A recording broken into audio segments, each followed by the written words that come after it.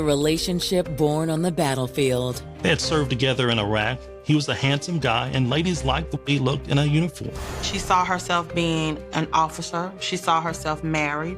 She saw herself one day with kids. But those dreams are shattered when a string of mysterious disappearances rocks their tight-knit Southern community.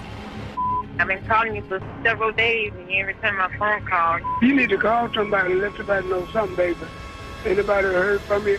You got two young women going missing between a week of one another. This was a successful individual, young, her whole future in front of her. She received her master's August the 12th, and, you know, it just didn't make sense. 4 days later, you gone. But as this investigation picks up steam, a deadly discovery will bring everyone's worst fear to fruition. Oh my God, this is a young girl. This is a case that you don't normally see people that do this unless you're Jeffrey Dahmer or somebody that has a very twisted personality. I hope it's not that girl. Oh, Jesus. Jesus, Jesus, Jesus. He was a demon walking the earth. Thursday, August 23rd, 2012. It's an early summer morning in a peaceful neighborhood just north of Columbia, South Carolina. But on this day, there's a buzz of excitement in the air. It was the first day of school, so you had buses back on the road, you had kids walking to school, you had parents walking their kids to school, taking their kids to school. At a home on the north side of town, a young mother named Kristen Brown is preparing to do just that. Come on, get buckled up. Mommy's gonna be so late for work. Okay, Mom. Did you get your lunch? Here's this woman, typical morning, getting ready to take her kid to school. While departing, she looks in the neighbor's yard, and what do you see? Hold on. There was a body in the front yard. She was face down in the front yard. Moments later, Kristen's frantic 911 call reaches area dispatchers. I just found a dead female, black young female, right next door to my house. You just found what, ma'am? A dead, black young female in my neighbor's front yard. She was in shock, and for a good reason. It's crazy. Nice neighborhood. It's the first day of school. You know, excited about the school year, excited about doing new things, and someone leaves a body in the front yard of a home. It's crazy. Even worse, Kristen fears she might recognize the victim. Jesus Christ, I hope it's not this little girl. Jesus, Jesus, Jesus. 5 days earlier, a 15-year-old girl named Gabby Swainson had disappeared just a few miles from this location. Her disappearance was all over the news, and police issued a massive manhunt. Kristen had every reason to believe that it was her. We've got help on the way, ma'am, okay? Just try to stay calm and the help will be there soon. Jesus Christ. But as authorities race to the scene, they know Gabby isn't the only young woman to have gone missing in Columbia during the past 24 hours. The other young woman's name was Almanita Smith. She was a beautiful 26-year-old woman who was a staff sergeant in the U.S. Army and a master's student. Her family had reported her missing 24 hours earlier. But just who was this person lying lifeless in the yard? And how had she gotten there? The answer will tear a hole in a family's heart and bring investigators face to face with a monster. In 21 years of law enforcement, that was absolutely the worst thing that I'd ever heard. Born in Tuskegee, Alabama in 1986, it was clear there was always something special about Almanita Smith. She was very outgoing, very bright, compassionate, very smart, had quick wit, and was pretty much a born leader. Anything she put her mind to and her heart to it, she did it. She was just that go-getter. In fact, by the time Almanita hit high school, this doe-eyed beauty displayed a drive and maturity well beyond her years. She was your typical teenager, but when it was time for her to take on life seriously, she took it on seriously, and she had goals. She had things that she wanted to do. She was just stellar in school. I mean, that was just her thing. That was real big to her. She was on the basketball team. She was on the track team. She was a wavette or a dance squad for the band. She played tennis. She actually won homecoming queen. She was turning into this gorgeous little 5'3" woman. And Almanita believed it was her destiny to serve in the United States military. After high school, she enlisted in the Army. She saw herself being an officer. She saw herself married. She saw herself one day with kids. But more than anything, she saw herself making sure her mom and her dad were taken care of. True to form, in just a few short years, Almanita rose to the rank of Staff Sergeant while earning a college degree and serving 2 dangerous tours of duty in Iraq. She was very driven, very motivated. It's like, what's the point of doing it if you can't be the best at doing it? After Almanita returned from Iraq, she settled in Columbia, South Carolina for grad school. She joined the Army Reserves, earned an MBA, and began working on another master's in education. She's a homeowner. By the age of 24, with 2 degrees, MBAs, that's very impressive for someone her age. She wanted to retire out of the Army. She went to school for business. Once she finished with her military career, she wanted to open up her own little club/restaurant. She just wanted to be an entrepreneur. Although Almanita dated and had boyfriends over the years, she mostly concentrated on her career and education. She dated, but that was secondary. She spent most of her time working on herself.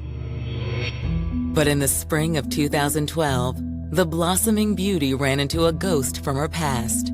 27-year-old California native Marcus Bailey. Almanita Smith?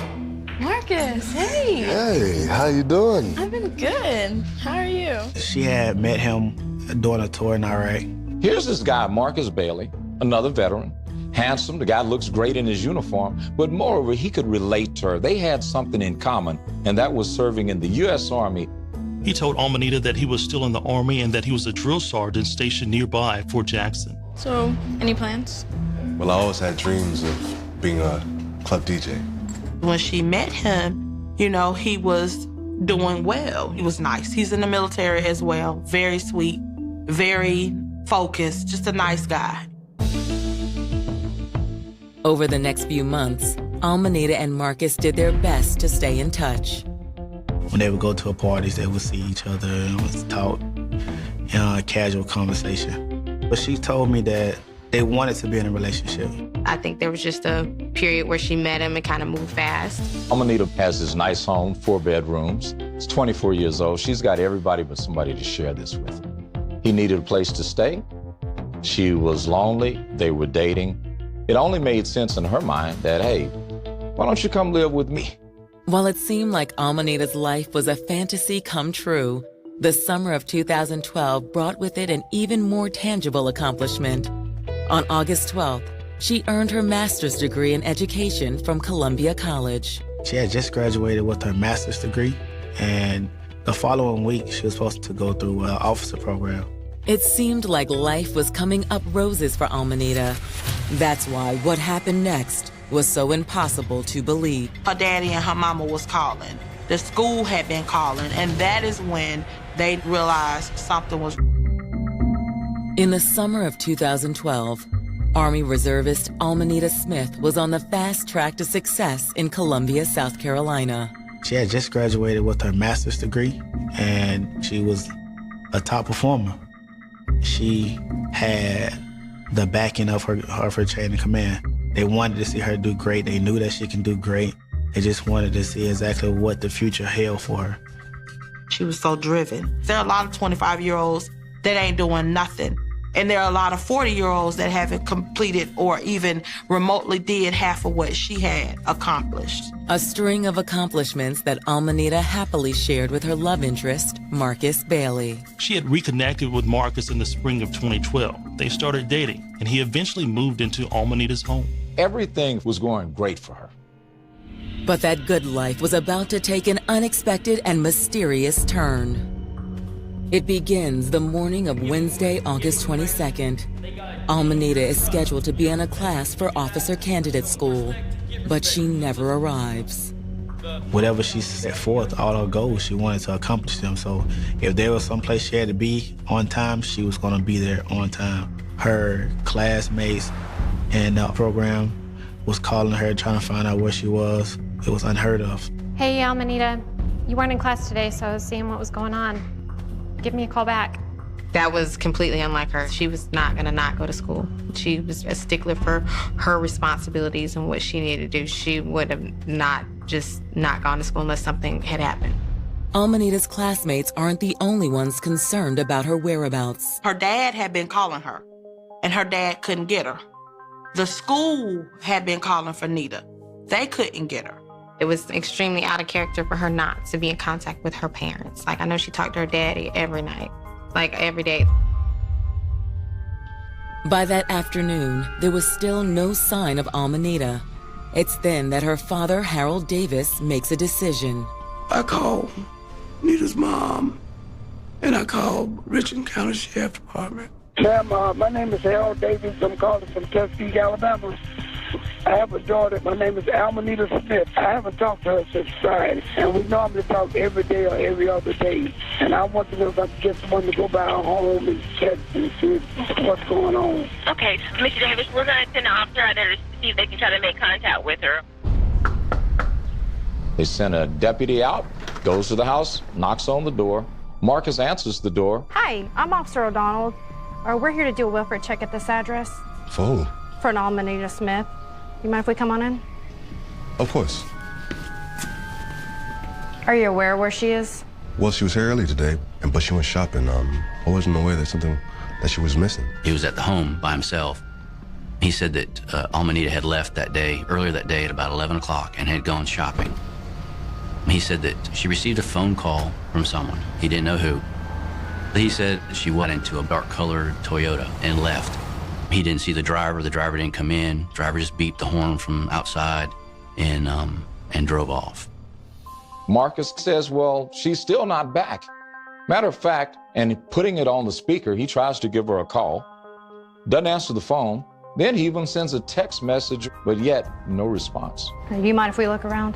Yeah, of course. She did a cursory search of the residence. There at that point, didn't appear to be anything out of the ordinary. While Marcus is talking to them, he remains calm, talks to them in a normal tone, and officers being trained to spot signs of domestic violence or struggle. When they looked at Marcus, there were no signs. There were no cuts. There were no bruises, no scratches. So things appeared to be as normal. Well, thanks. If you hear from Almanita, do you mind having her call her father? He's pretty concerned about her. Yeah, of course. But just what had happened to Almanita? As the hours tick by that evening, no one seems to have an answer. I had called a couple of her friends, and they hadn't seen her. At this point, nobody knows who this potential guy in this dark car is. Family doesn't know. Marcus doesn't know. We're just following a story down a rabbit hole. She would have not gone away with someone without someone knowing. I mean, she would have called. But for officers at the Richland County Sheriff's Department, there's further cause for concern. Almanita isn't the only young African-American woman to have gone missing in Columbia this week. At this same time, there was a missing teenager that had been missing in the neighborhood. 5 days earlier, a young girl named Gabby Swainson had disappeared. She was all over the news. This was a reoccurring story. Nobody knew where she was. She had been missing for a while. We had believed that she had been kidnapped by someone that's close to the home. They had organized searches, manhunts. People were out trying to figure out, where was this young girl? Is it possible these two disturbing disappearances are connected? At this point, no one knows for certain. Almanita's friends and family were deeply concerned. What are the odds of two young African-American women going missing in the same area in the same week? But in less than 24 hours, a sickening discovery will close a chapter on one of these two missing person cases and open the door to a baffling murder investigation. It was a shocker to me. I got a phone call from my sister, and it was awful. That was the worst day of my life. In less than a week, two young African-American women have gone missing in Columbia, South Carolina. The first person was a 15-year-old cheerleader named Gabby Swainson. Then, just 5 days after her disappearance, 26-year-old Amanita Smith, a beloved Army veteran, vanished as well. Richland County is kind of a small town atmosphere. It's a very small town. People know each other. People care for each other. That's one of the things that we're known for. And you have something like this happen, it scared the community. It was a real sense of helplessness. I didn't know what to do. Amanita's father, Harold, is less indecisive. On the night of August 22, 2012, he makes plans to drive up from his home in Alabama to search for his daughter. I just felt so bad. I was going to leave. I started to leave that night, but I really wasn't prepared. So I was going to leave the next morning. Harold and his family spend a restless evening in Alabama. But on August 23rd, before they can leave town, a discovery 300 miles away changes everything. At 6:45 a.m. on August 23rd, a woman named Kristen Brown was leaving her home in North Columbia to take her daughter to school when she saw a body lying in her neighbor's yard. Kristen's ensuing 911 call leaves little speculation as to the identity of the female victim. Oh my God, this is a young girl. Hey, we're getting everyone on the way, all right? And she's a sweet girl. Oh my God. She thought maybe that was the missing person that we were looking for. This was the missing teen. Everybody thought it was Gabby Swainson. That's the first thing that came to my head. We found her, unfortunately. Oh my God. But just before first responders arrive at the scene, a man races from the front door of 613 Heron Glen Drive. It's Marcus Bailey. Marcus, he comes outside, and his reaction immediately is he starts sobbing. He's emotional. She was face down in the front yard. He rolled her over and was able to recognize her.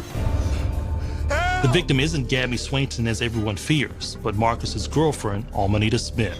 She's laying face down. He goes out and throws a blanket over the body. He was having chest pains, having a reaction to seeing the corpse. Stand on up, bud. Come with me. He was having some kind of an attack. They took him to the hospital to get him evaluated. With Amanita's grieving boyfriend now removed from the scene, investigators take their first look at their victim. And what they see isn't pretty. It was very hot outside, and Amanita was in this state of decomposition. The body was in a decomp state of excessive swelling, especially around the face. The tongue was swelled out of her mouth. Her limbs, you could tell, had an excessive amount of fluid in them, along with the abdomen area and the legs. Everything starts to decompose at a different rate, but you can tell the process is in motion. Again, it's South Carolina in the summer. It was August. It's hot. Any obvious sign of how she was killed? But Amanita's state of decomposition presents investigators with a problem. They couldn't get a definite cause of death. Probably could have been a strangulation. She wasn't stabbed, she wasn't shot. And then there's the question of how Amanita's body ended up where it did. Could the mystery man she allegedly left her home with the day before have intentionally placed her here? This is an odd case. This is a case that you don't normally see people that do this, unless you're Jeffrey Dahmer or somebody that has a very twisted personality. It suggests some kind of message. Why would someone take her away and cause her harm and then bring her back and lay her in the front yard without there being some kind of significance to that? While Amanita's body is transported to the Richland County Medical Examiner's office for an autopsy, news of her death has reached friends and family. Her death, great loss. It did exactly like a tsunami, an earthquake. She touched so many people's lives. It devastating. I was called at 9 o'clock that morning and drove straight to her house. I mean, it was a surreal experience for me. While those close to Amanita begin to converge at her home, Detective Martin heads to the hospital to have a chat with Marcus Bailey. At that point, he said that he wanted to speak with us. I know this is a very difficult time for you, but are you comfortable answering some questions right now? Yes, sir, I'll try. He said Amanita was a really good person. She had just graduated from college, and she was in the process of being selected for an officer's position in the Army. While Marcus seems genuinely upset by Amanita's death, investigators want to hear his story again. We asked him the last time he saw her. Again, he said he saw her on the 22nd at about 11:30. And he said that she had left with this mysterious person. I didn't really get a good look at his face. So you're in a relationship with Amanita together, yet you're okay with her going off with a strange man? It's kind of complicated. He said that they had an open relationship. Sometimes they would be together, sometimes they'd be with other people. And she was allowed to kind of do whatever she wanted to do. She still allowed me to live there as long as I paid the rent. But it's what Marcus says next that's the most alarming detail to investigators. He said, well, she was picking up men on Craigslist. Men were buying her things. The obvious fear is that maybe Amanita met somebody online, and that this person isn't just responsible for her death, but Gabby Swainson's disappearance as well. It's not unusual for people online to exaggerate the truth about themselves a bit, let alone be totally opposite of who they really are. But had this beautiful Army veteran really waded into the dangerous waters of online dating? That answer and more was about to swamp this investigation, leaving detectives to sort out the carnage of ill-chosen love. This isn't what you do to people you love. This isn't how you treat people. On August 23, 2012, a family's worst nightmare comes to fruition when missing 26-year-old Army reservist Amanita Smith is found dead in the front yard of her home. She had a bright future. Anything she wanted to do, she could have done. It sickens you because you think about the victim, and she had a very successful future. She had a very big future. She was doing so many things to make herself better, to prepare for her life. It's a life that everyone agrees has ended far too soon, making detectives more determined than ever to catch Amanita's killer. But having just interviewed her boyfriend, Marcus Bailey, identifying this individual may not be easy. Marcus said he and Amanita were in an open relationship and that she was meeting other people online. He said Amanita left the day before her death with a man he had never seen before. Back at the crime scene, investigators begin questioning Amanita's friends and family for the first time. When investigators ask about Amanita's dating life, they find it difficult to believe that the straight-laced overachiever would have been so reckless. She don't meet strangers. She don't meet people on dating sites, Facebook, Instagram, or any of those things. That's not who she was. As for her relationship with Marcus, they say at first Amanita had a hard time resisting the charms of her strapping soldier. I think she met him, and he's one of those people where if that's your thing, he kind of looked right on paper. But others say their first impression of Marcus left much to be desired. I can honestly say when I met this character, I was not happy. And I told her that. I thought he was a loser. The way he dressed, the way he drank all the time, the way he interacted with her. I mean, he was just a thug. That's the bottom line. He was a thug. But Amanita apparently saw something in Marcus that she liked, and she wasn't one to back down from a challenge. She has a very good heart, very big heart. Maybe she can help him change. That is the impression that I got, that she could help him change. For the first few months, friends say it seemed like their lives were on solid ground. But then Amanita learned the truth about Marcus's military record. She found out about some stuff that he was keeping from her about his past. The military is really a small world. It's like 2 degrees of separation. And the truth of the matter, friends say, is that Marcus had been living a lie all along. Marcus Bailey had been dishonorably discharged for fraternization, meaning that he was having relationships with the enlisted personnel that he was supposed to train. He was sleeping with privates. When you're a drill sergeant, you are not supposed to have any type of sexual contact at all. A fact Marcus failed to share with Amanita. Last text she sent me about him, she said, I found out that he was not who he say he was. He had let her believe that he was being demoted, but he had already been kicked out in the whole nine because, you know, the military doesn't play that anymore. I heard that he was actually getting up, putting on his uniform every day like he was going to work. And he was still representing himself as if he was an active duty soldier. He got kicked out. He didn't have anywhere to go. He couldn't find a job. He wasn't working or anything. But besides misrepresenting his own work and military record, it turns out Marcus had another secret. And this one, friends say, was a doozy. Who's this Janelle that keeps texting you? Nobody. Nobody. I don't believe you. Who is she? Marcus was in fact married to a woman that lived in Colombia. Your wife? although he was estranged from his wife, he had a young son, and she was pregnant with their second child. When were you going to tell me that? It's over with. It's over with. Yes. She started to see him and what was going on with him for who he was, and had decided she didn't want that to be a part of her life. Come on, baby. Don't baby me. We're done. You can pack your stuff and you can go. When she finally found out, she wanted him to move out. Where am I go, huh? But she felt bad because he didn't have a place to go. So she just let him stay there, move into the other room until he was able to get on his feet. She was trying to help him. As for the contention that Almanita and Marcus might have had an open relationship, her family doesn't buy it. Never. Never. So either she was with you or she was without you. To investigators, Marcus sounds like a cancer in Almanita's life. But that still didn't mean their topsy-turvy relationship had culminated in violence. Then, on August 24th, detectives receive Almanita's autopsy report. 4 to 7 days. Her body had been dead for days. She had been in that state of decomposition. It just wasn't possible that she was alive and well and walking the day before at noon. The lack of the insects being on her suggests that she wasn't outside. It looks more like she was stored in a house. But as another piece of this investigation falls into place, there's a far darker chapter of this story that's yet to be told.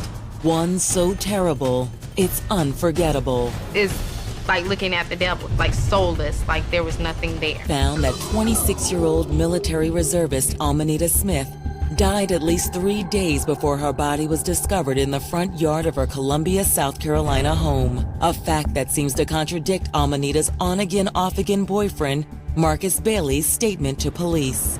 He said he saw her on the 22nd at about 11:30, and she was getting dressed up and leaving the house in this mysterious car. The position of the body and where fluid was inconsistent with what he was saying. But phone records offer investigators another insight into Almanita's love life. We tried to follow up with, well, who would this person be, this mysterious phone call? Well, there wasn't a phone call there that came in. In fact, what Almanita's phone records do show is that her family and friends became concerned about her whereabouts as early as August 17th. I'm trying to get in contact with you. I hope everything's okay. Yeah, but you need to call me back. 2 days. This is ridiculous. If you're going to go on a disciplinary act, you need to let everybody know. Yeah, you need to call somebody and let somebody know something, baby. Anybody heard from you, everybody's calling around, you let somebody know if you're all right. And we believe that she was last seen on the 16th, late hours of the 16th. But just what transpired between the time Almanita had disappeared and the time her body was found on August 23rd? To unravel that mystery, detectives pull Almanita's bank and credit card records. So we've got charges on her card during the time the autopsy report says that she's dead, including one in North Carolina. What do you think of the chances? We've got some videos. Yep. When police review the security cam footage, it's not Almanita they see on a 6-day shopping spree. On video, we have images of Marcus using the credit cards. There were clothing receipts where he had gone and made some purchases with her credit card. I believe there was a couple other receipts there, their ATM receipts. Then on August 19th, Marcus's 27th birthday, he really dropped some cash. He went to a nightclub. When he started spending money at this nightclub, the bill was close to $500. He had a birthday party for himself. Bought out sections in the club and bought out bottles and was just buying bottles for people. The next night, he takes them to North Carolina. And again, he's using Almanita's credit cards. And they go into a nightclub and they spend another large sum of money, and then he takes everybody out to breakfast. And this was during the period that her father couldn't get a hold of her. In light of their growing suspicion, detectives decide to execute a search of Almanita's home. Almost immediately, they notice something very odd. There was a lot of air fresheners. A lot of air fresheners in there. You're almost smacked in the face with this air freshener. There was just so many different smells and coverings going on in this room. There were competition. It was not so much nauseating, but it was just overwhelming when you first walked in the door. But underneath all that industrial aroma is a smell seasoned investigators are all too familiar with. You smell that? Yeah. It was a decomp odor. It was the smell of death. There's nothing like it. There's no mistaking it. You smell it once, you'll know again 20 years down the road. When you smell it, you'll know. You can't mask it. When I opened up the dryer, there was a blanket, just like the one that had been placed over her body by Marcus Bailey, and the smell of decomp coming off of that was excessive. I think we'd call them the cadaver dogs. I think you're right. This is a dog that looks for decaying flesh and human flesh. It doesn't look for anything else other than that. As the dog makes its way around the home, its well-trained nose soon locks in on two specific rooms, Almanita's master bedroom and a spare bedroom down the hall. It alerts to this room, and it alerts to this bedding, and it alerts to the different parts of the house, saying that a body had been stored there. If the dog could talk, it would have definitely said, this has been here for a while.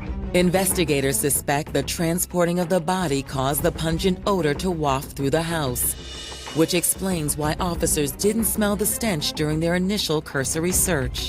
When investigators searched the garage, it appears that Marcus had been preparing to make a fast getaway. His clothing was all in bags next to the car in the garage. Inside the car were her credit cards, her military ID, and other things. While officers continue their search of the premises, they know one burning mystery is finally over. The evidence was telling us specifically that it was not a whodunit. It was obvious that he was the one that had done this, the one that had killed her. That afternoon, police arrest 27-year-old Marcus Bailey for the death of his former lover, Almanita Smith. He was arrested at the hospital. I was mad. I was really mad. I don't think this is domestic violence, and that's something that I've kind of been on the fence about since it's happened. This was just murder, flat out, cold-blooded murder. While family and friends try to come to grips with the chilling truth, the full spectrum of Marcus's betrayal would soon be illuminated and would shine a light on pure evil. The dude just had to be nuts. Couldn't be no other explanation besides that you crazy. But then you get out and you live in life while she dead and gone. The fact that he picked up a woman and brought her back to her home was the part that was... 27-year-old Marcus Bailey's murder trial gets underway inside a Columbia, South Carolina courtroom. Marcus stands accused of killing his on-again, off-again girlfriend, Army reservist Almanita Smith, in August of 2012. A crime that sickens the entire community. I never would have thought I would be burying my baby. To know that someone, this young man, Marcus Bailey, decided to play God, he took a lot from me. She had a bright future. She had the world. Anything she wanted to do, she could have done. And he took that. Prosecutors say Almanita's murder was one final betrayal in a rocky romance rife with lies and false promises. Marcus wasn't in the military as he led Almanita to believe. In fact, he was dishonorably discharged and wasn't working. And he was still married to another woman with a baby on the way. In a nutshell, Marcus wasn't the man Almanita thought he was. Here we have two different people. You've got Almanita, whose military career is growing. She's getting commissioned as an officer in the Army. She just finished college. She owned her own home. She owned her own car. She was being successful and had a mission and a dream. And you've got Marcus, he's got nothing. I think he was jealous of her. And while Almanita's head was probably telling her to let Marcus go, it was her heart, prosecutors say, that enabled Marcus to remain in her home. He didn't have anywhere to go. He didn't have any money. He didn't have a job, couldn't get a job. She was just helping him to get back on his feet. I believe Almanita had drawn a line in the sand. You're gonna mow the yard. You're living here for free. You're gonna do this. Prosecutors believe Marcus balked at Almanita's demands sometime on the night of August 16th, 2012. They had guests that evening who came over on the 16th. So, when are you gonna mow the lawn? I told you I'd get to that. Get to it when? And Marcus was saying he wasn't going to mow the yard. It was his birthday. He didn't want to mow the grass the next day. They were arguing during that time about him not doing his share around there and so forth. I believe that he probably murdered her that night. Probably after the friend left, they had an argument, and that's when it occurred. I'm sick and tired of you always complaining all the damn time. You always really? damn complaining about every single thing. We'll never know if it was just an argument that escalated or if he planned to kill her that night. And that we won't know because we weren't in the room, and I can't ask Almanita. Do nothing. Do not. Yo! Get off of me! Get I off. said, Get what? off of Shut me. up! she's not breathing. You didn't call 911. You didn't try to help her. You didn't try to save her. You just let her rot like she was nothing. He didn't have her nagging at him anymore. He was able to do what he wanted to, and he did. He went and partied all week, and he spent all her money. I just think it was insane. It further cemented to me what his motive was. Like, you just wanted her money. But prosecutors say the depths of Marcus's betrayal were truly sickening. When he goes out and parties with the nightclub, he's picked up some random girl and had sex in Almanita's car. And then he goes and he picks up the clerk at the clothing store, and he takes her back and has sex with her in Almanita's home. We were able to validate that. She did have sex at that time, but she became suspicious a little bit about him because he wouldn't let her go upstairs. Let's go upstairs. And she was like, well, let's go upstairs to the bedroom, and he wouldn't let her go upstairs. We know that he had sexual relations with another female in the house when the body was upstairs. In 21 years of law enforcement, that was absolutely the worst story and the worst thing that I'd ever heard. Being there, animal, sure, sheer animal. This twisted trip finally came to an end on August 22nd. The father had called him on the 22nd, had called 911, and then I think the rush kicked in that it was time to place the body out front. A theory, prosecutors assert, that's bolstered by the trove of evidence that police recovered. There was video footage of Marcus using Almanita's car and credit card. There were also positive hits by the police cadaver dog inside the home and on the blanket recovered inside the dryer. The evidence that Almanita died inside the house and was stored there for multiple days was overwhelming. But despite what looks like an impossible case, Marcus's defense attorney does what he can under the circumstances. It was the defense's idea that, yeah, I did do a lot of bad things. I may have cheated on this person. I may have used this woman's credit cards. I may have brought other women into the house, but that doesn't mean I killed her. They wanted to attack the cadaver dog, and they wanted to attack the science, and they wanted to attack the neighbors and the witnesses and the friends, and they wanted to say all these people were just, randomly had gotten together to kind of do this to Marcus and cause Marcus all this grief. Finally, on July 31st, 2013, the case goes to the jury. 3 hours later, they return with a verdict: guilty. Marcus Bailey was sentenced to 50 years in prison. 50 years sounds like there's a hope that you might get out. It just feels like there's hope that you might live to get out, and I don't want him to live to get out. I want him to die in prison. He's a sociopath, calculated, cold-blooded killer is what he is. I hope he rots in jail. I really do. For Almanita's friends and family, the punishment can never fit the crime, nor fully explain the actions of a wolf hiding in sheep's clothing. Was it worth it? Was it worth taking a life? Was the outcome worth you taking somebody so rare, so special, from this earth? He didn't just take anybody. He took somebody that was special. She was an asset to everybody she touched, and that's who he took. When you look at me, you don't see me. You see God's grace and mercy. That sustains me every day. There are times I feel like I just want to lose my mind, but I know I'm going to be okay. I'm going to be okay.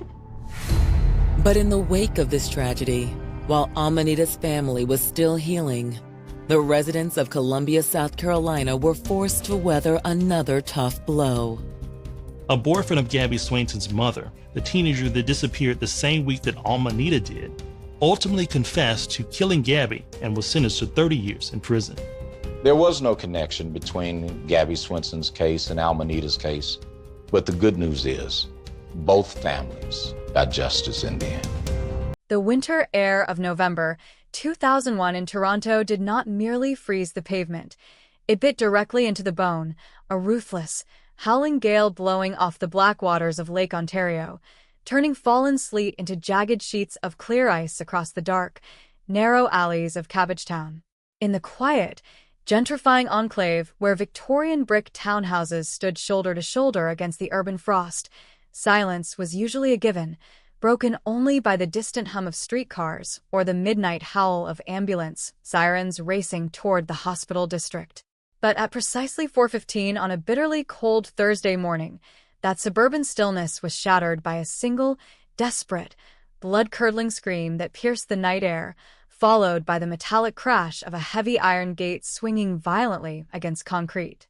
When a neighbor peered through the ice-crusted glass of her second-story bay window, she saw a shadow fleeing down the unlit access road, dodging between overflowing trash bins and disappearing into the dense, swirling ground fog that blanketed the waterfront district. Minutes later, the first Metro Toronto police cruisers pulled onto the scene, their tires crunching over the frozen slush, red and blue emergency strobes casting a hypnotic, rhythmic pulse against the blood-stained snow. At the rear entrance of a restored red brick brownstone, lying halfway across the threshold of his own kitchen, was 34-year-old Julian Vance, a respected corporate accountant, a pillar of his neighborhood association, and a man whose life was built on absolute, mathematical predictability. Julian Vance was dead before his body hit the linoleum floor. He had been struck 3 times in the upper torso with a heavy, sharp instrument, a weapon that tore through his heavy wool overcoat with chilling, surgical precision, leaving no defensive wounds on his hands, no sign of a forced entry at the front door, and no immediate evidence of a robbery gone wrong. His wallet, stuffed with $600 in crisp $100 bills, remained untouched in his breast pocket. His gold wristwatch still ticked quietly against his frozen skin. His expensive leather briefcase sat neatly on the kitchen island, containing untouched financial documents, a half-eaten sandwich, and his house keys still dangling from the brass lock. The crime scene presented a terrifying paradox to the first responding officers. It was a violent, brutal execution performed with cold, clinical efficiency, yet executed in a residential alleyway with 0 eyewitnesses, 0 physical struggle, and 0 obvious motive. The killer had vanished like a ghost into the freezing Toronto fog, leaving behind only 2 distinct, overlapping sets of boot prints in the fresh snow, prints that led from the alley gate to the rear door, and then abruptly ended where the paved access road met the heavily salted main thoroughfare of Parliament Street. Within an hour, yellow crime scene tape fluttered violently against the frozen wrought iron railings, partitioning off the crime scene while senior homicide detectives ducked under the perimeter, their breath blooming into thick white clouds in the sub-zero air. Lead Detective Thomas Mercer, a seasoned, weary investigator known throughout the force for his bulldog tenacity and quiet, brooding demeanor, knelt beside the body in the freezing kitchen. Mercer had worked hundreds of homicides across the greater Toronto area, but something about the Vance scene set his instincts on fire. There was no chaos here, no signs of a panicked drug robbery, no spilled furniture or shattered glass. Julian Vance had opened his rear door in the middle of a freezing night because he expected the person standing on his porch. He had trusted the shadow in the fog. As the morning sun broke gray and weak over the city, casting bruised, purple shadows across the ice-covered brownstones, Mercer began pulling at the threads of Julian Vance's seemingly immaculate life. Julian was an identical twin, born 5 minutes after his brother, Adrian Vance. To the outside world, the Vance twins were a fascinating study in striking visual symmetry paired with absolute psychological opposition.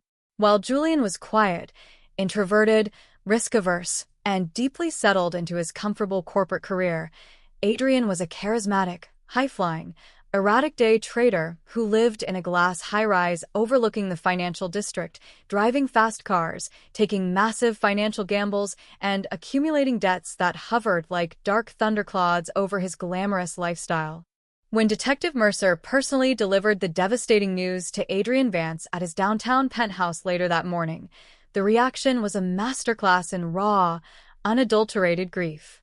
Adrian collapsed onto his leather sofa, weeping hysterically, clutching a framed childhood photograph of the 2 brothers standing on a dock in Muskoka, their faces utterly indistinguishable from one another.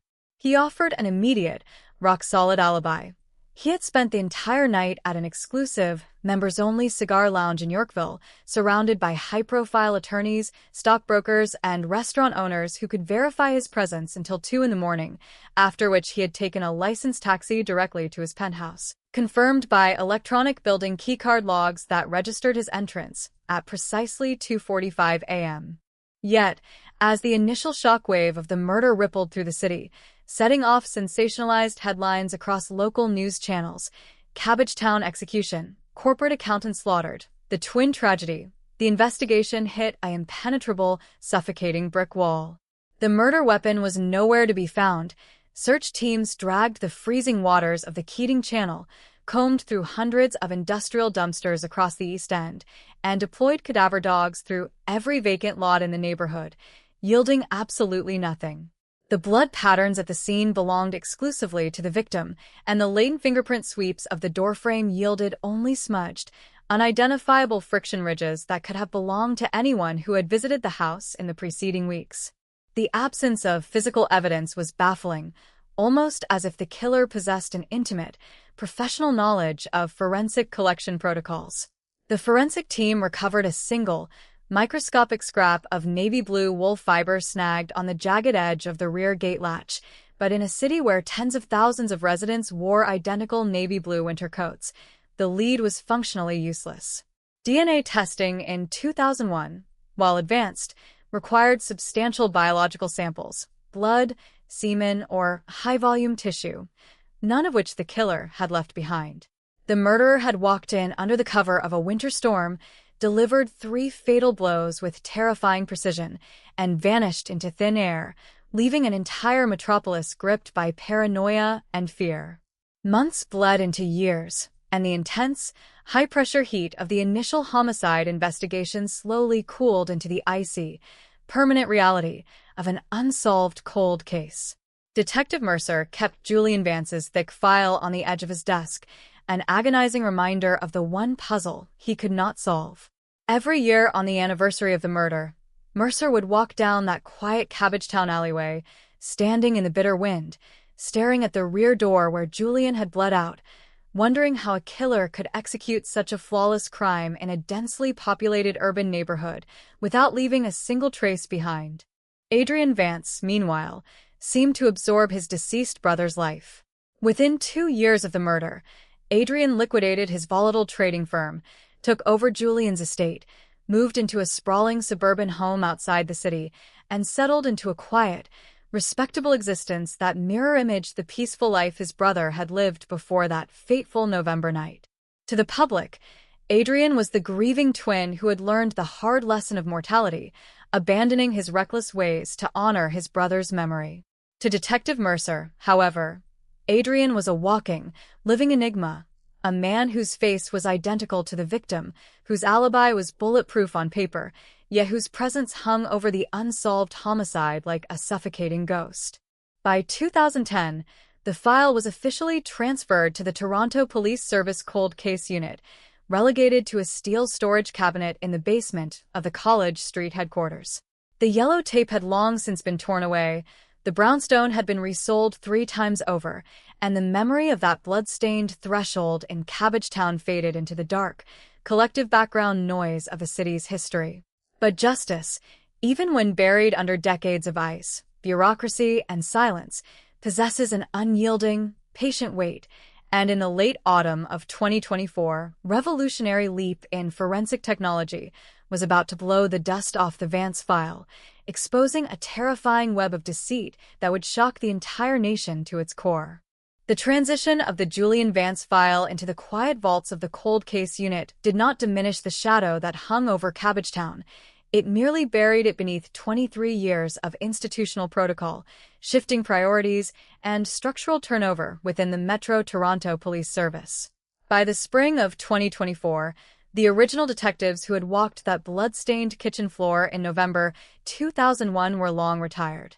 Detective Thomas Mercer had taken his pension years prior, moving to a quiet coastal town in eastern Ontario, yet his personal notebook, filled with meticulous, handwritten observations from that frozen Thursday morning, remained sitting on the top shelf of the Homicide archive, waiting for a generation of investigators equipped with tools that did not exist when Julian Vance took his final breath.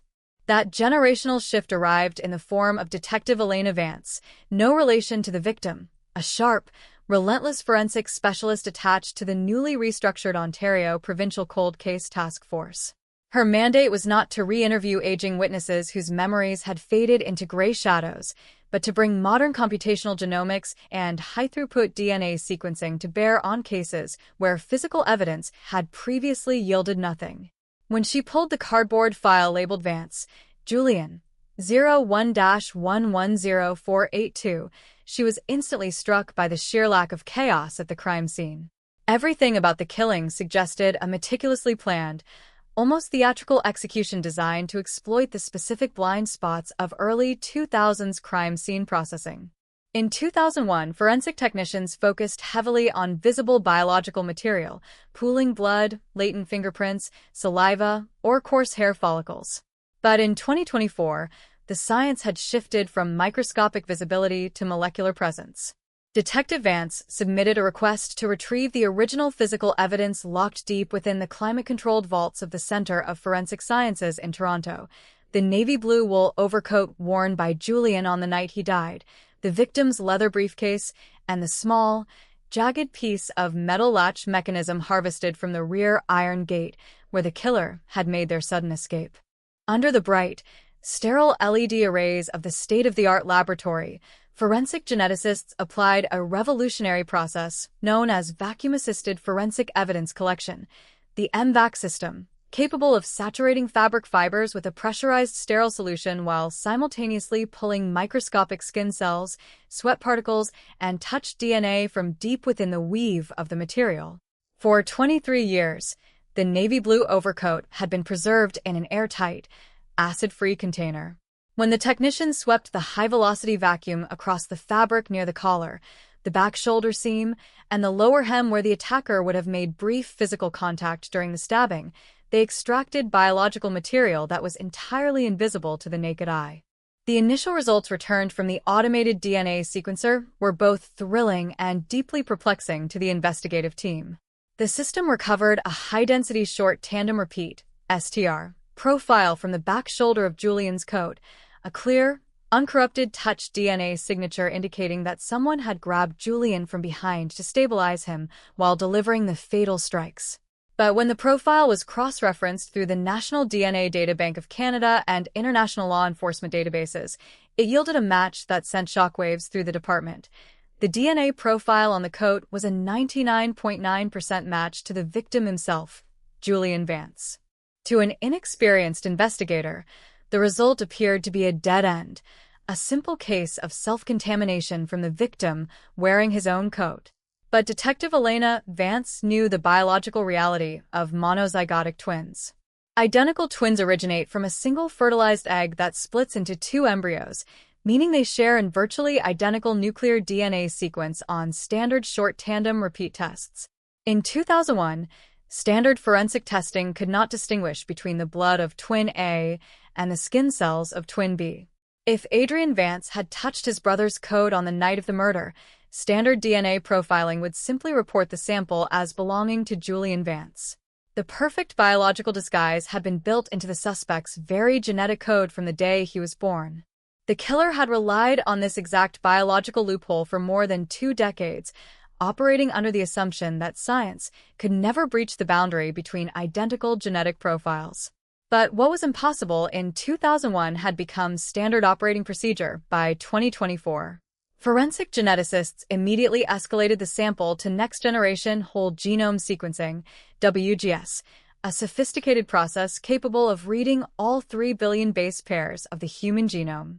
While identical twins share the same baseline DNA, somatic mutations, tiny, random point mutations known as single nucleotide variants, SNVs, occur naturally in human cells as an individual grows and ages. These microscopic variations act as unique genetic watermarks, distinguishing twin from twin down to the individual base pair.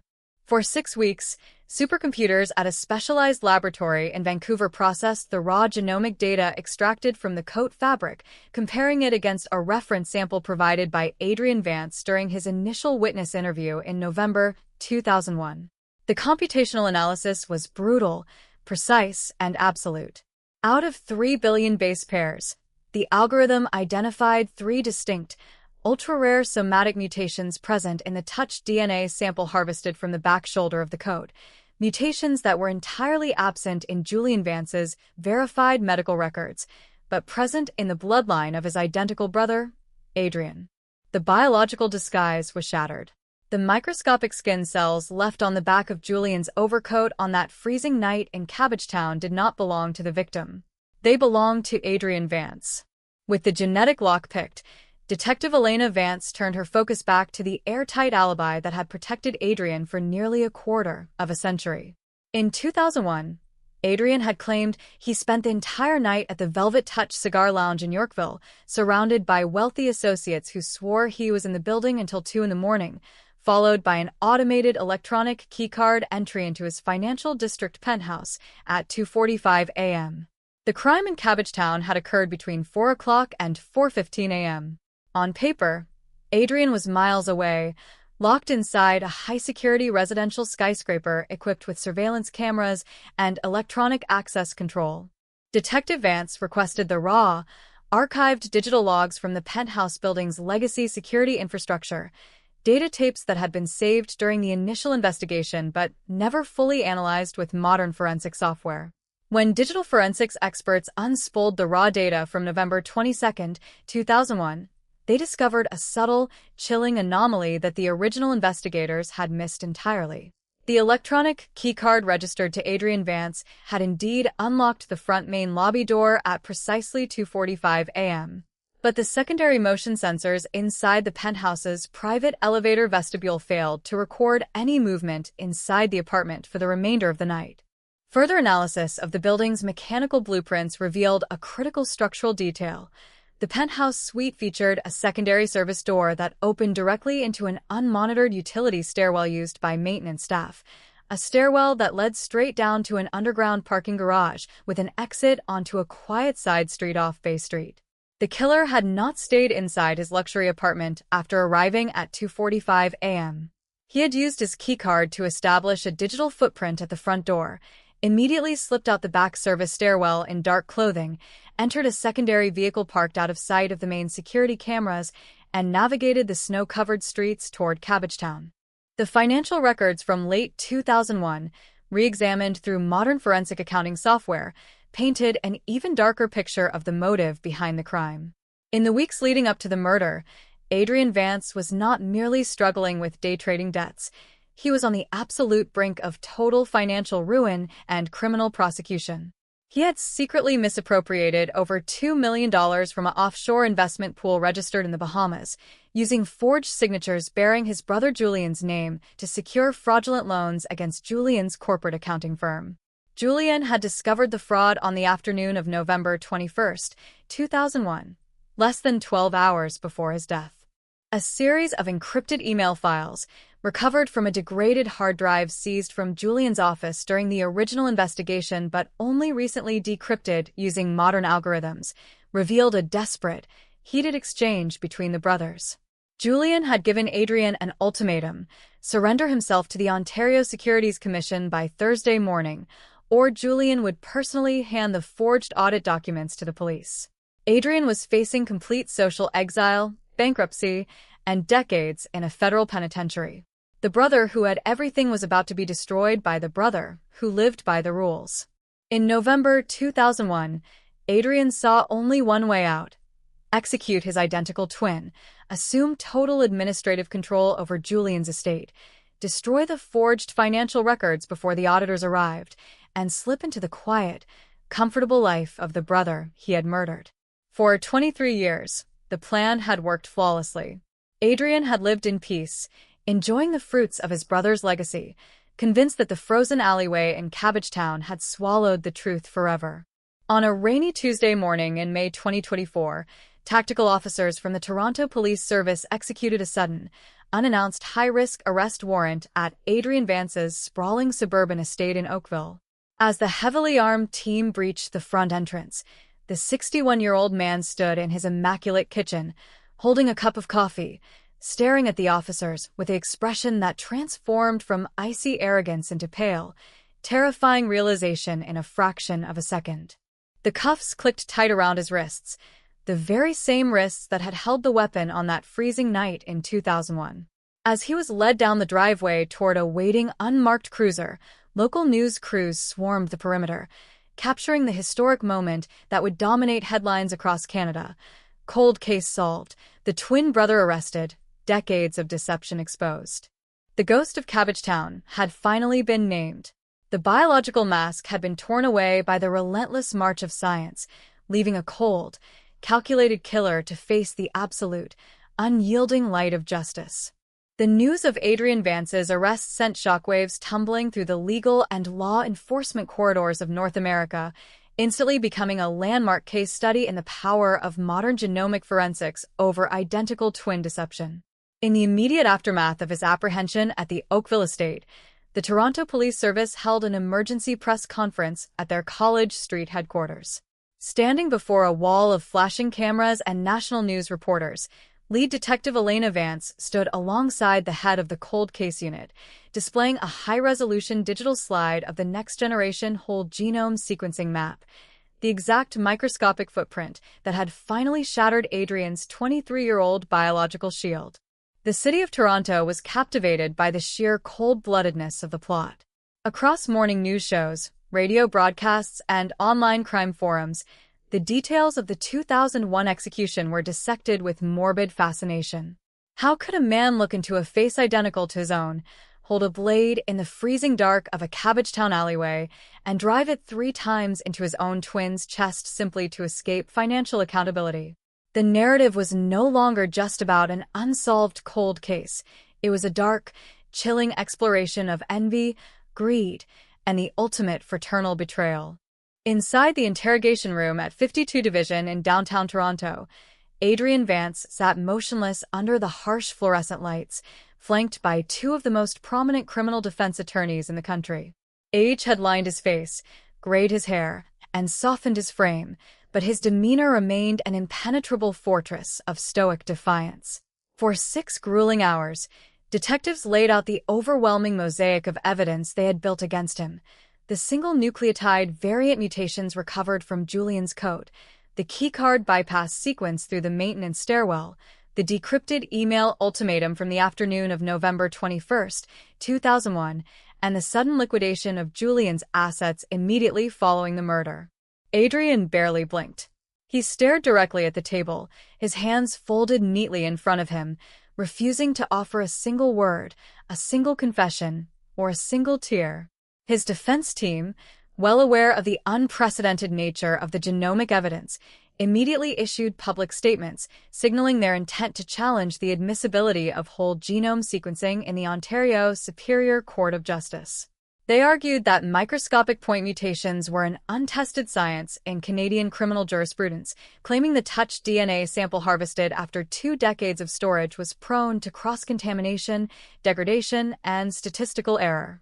The legal battle that brewed throughout the summer of 2024 was intense, exhausting, and historic.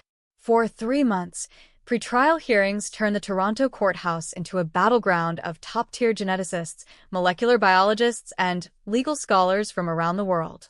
Prosecutors meticulously demonstrated how the MVAC system had isolated the untouched skin cells trapped beneath the weave of the navy blue wool fabric, showing that the single nucleotide variants identified were mathematically impossible to replicate through contamination. The chance that the DNA on the back of Julian Vance's coat belonged to anyone other than his identical brother, Adrian, was calculated at less than 1 in 8 billion, a figure that effectively encompassed the entire population of the planet.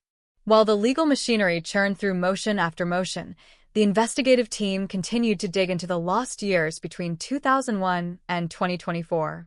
They discovered that Adrian's cold deception had extended far beyond the immediate aftermath of the murder. Following Julian's death, Adrian had quietly liquidated his brother's real estate holdings, offshore accounts, and corporate bonds, absorbing over $3 million directly into his private trusts. He had used those funds to bankroll a series of successful, high-profile commercial real estate developments across southern Ontario, transforming himself from a ruined, desperate day trader into a wealthy, respected philanthropist who sat on the boards of local charities and arts foundations. He had built a life of pristine luxury on a foundation of blood and stolen identity.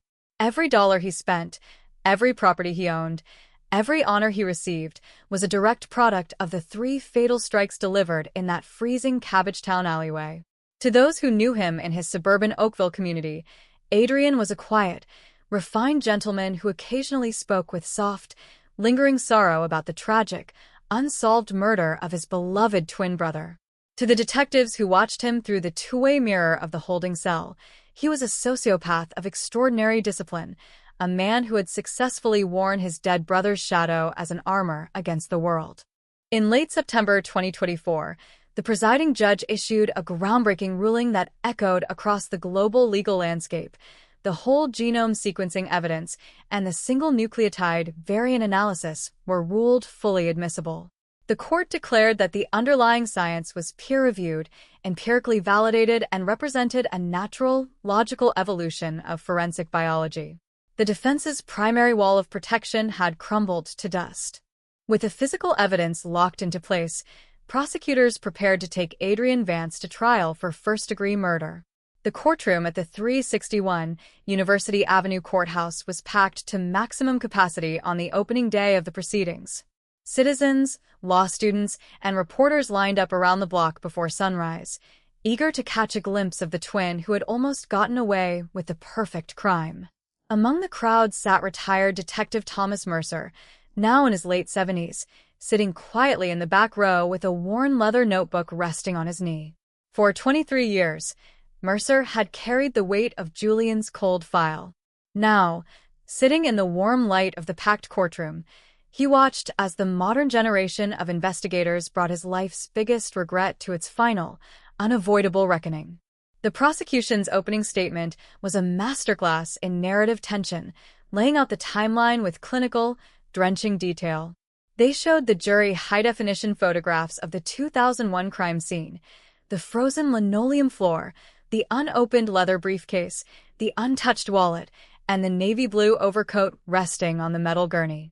They juxtaposed those dark, chilling images with the vibrant digital maps of Adrian's genomic code, demonstrating how the killer's own biology had eventually hunted him down across 2 decades of silence. As the weeks of testimony unfolded, witness after witness took the stand. Forensic geneticists explained the microscopic mechanics of somatic mutations. Digital security experts walked the jury through the ghost movement through the penthouse stairwell, and financial auditors detailed the desperate financial cliff Adrian faced on the eve of the murder. The defense fought fiercely, attempting to raise doubts about the preservation of the code, suggesting alternative theories of unknown assailants lurking in Cabbagetown, but their arguments rang hollow against the crushing, mathematical weight of the prosecution's evidence. On the 15th day of the trial, as the prosecution prepared to rest its case, Adrian Vance did something that shocked every person inside the courtroom. Against the strong, urgent advice of his legal team, he stood up from his leather chair, adjusted his dark gray suit jacket, and announced his intention to take the witness stand in his own defense. A collective gasp rippled through the gallery. The twin who had remained silent for 23 years was finally going to speak. As Adrian walked slowly toward the witness box, his face remained calm, his posture upright, his expression completely unreadable. The entire room fell into a heavy, suffocating silence. The judge leaned forward, the jury watched with wide, unwavering eyes, and the shadow of Julian Vance seemed to fill every corner of the historic hall. The moment of truth had finally arrived. The killer was about to address the city he had deceived for nearly a quarter of a century. The air inside Courtroom 4 to one of the Ontario Superior Court of Justice became impossibly thin as Adrian Vance took his seat in the wooden witness box. For 23 years, his defense had relied on an absolute, impenetrable silence. Now, Wearing a tailored charcoal suit that mirrored the understated elegance his brother Julian had preferred in life, Adrian rested his hands on the oak railing. His face was a mask of cold, aristocratic composure, showing neither the trembling anxiety of an accused murderer nor the righteous anger of a falsely implicated man. He looked directly at the 12 jurors, his eyes calm, dark, and utterly devoid of fear, ready to deliver a performance decades in the making. Under direct examination by his lead defense attorney, Adrian began to weave his narrative with a smooth, velvety tone that echoed through the silent room with chilling resonance. He did not deny the financial strain of late 2001, nor did he deny the fierce argument he had shared with Julian on the afternoon of November 21st. Instead, he reframed the entire tragedy as a story of fraternal devotion, grief, and a desperate, secret meeting that had gone horribly wrong. He claimed that on the night of the murder, after leaving the cigar lounge in Yorkville, he had secretly slipped out of his financial district penthouse to meet Julian at the rear entrance of the Cabbagetown brownstone, not to silence him, but to beg for his forgiveness and negotiate a private repayment plan for the misappropriated funds.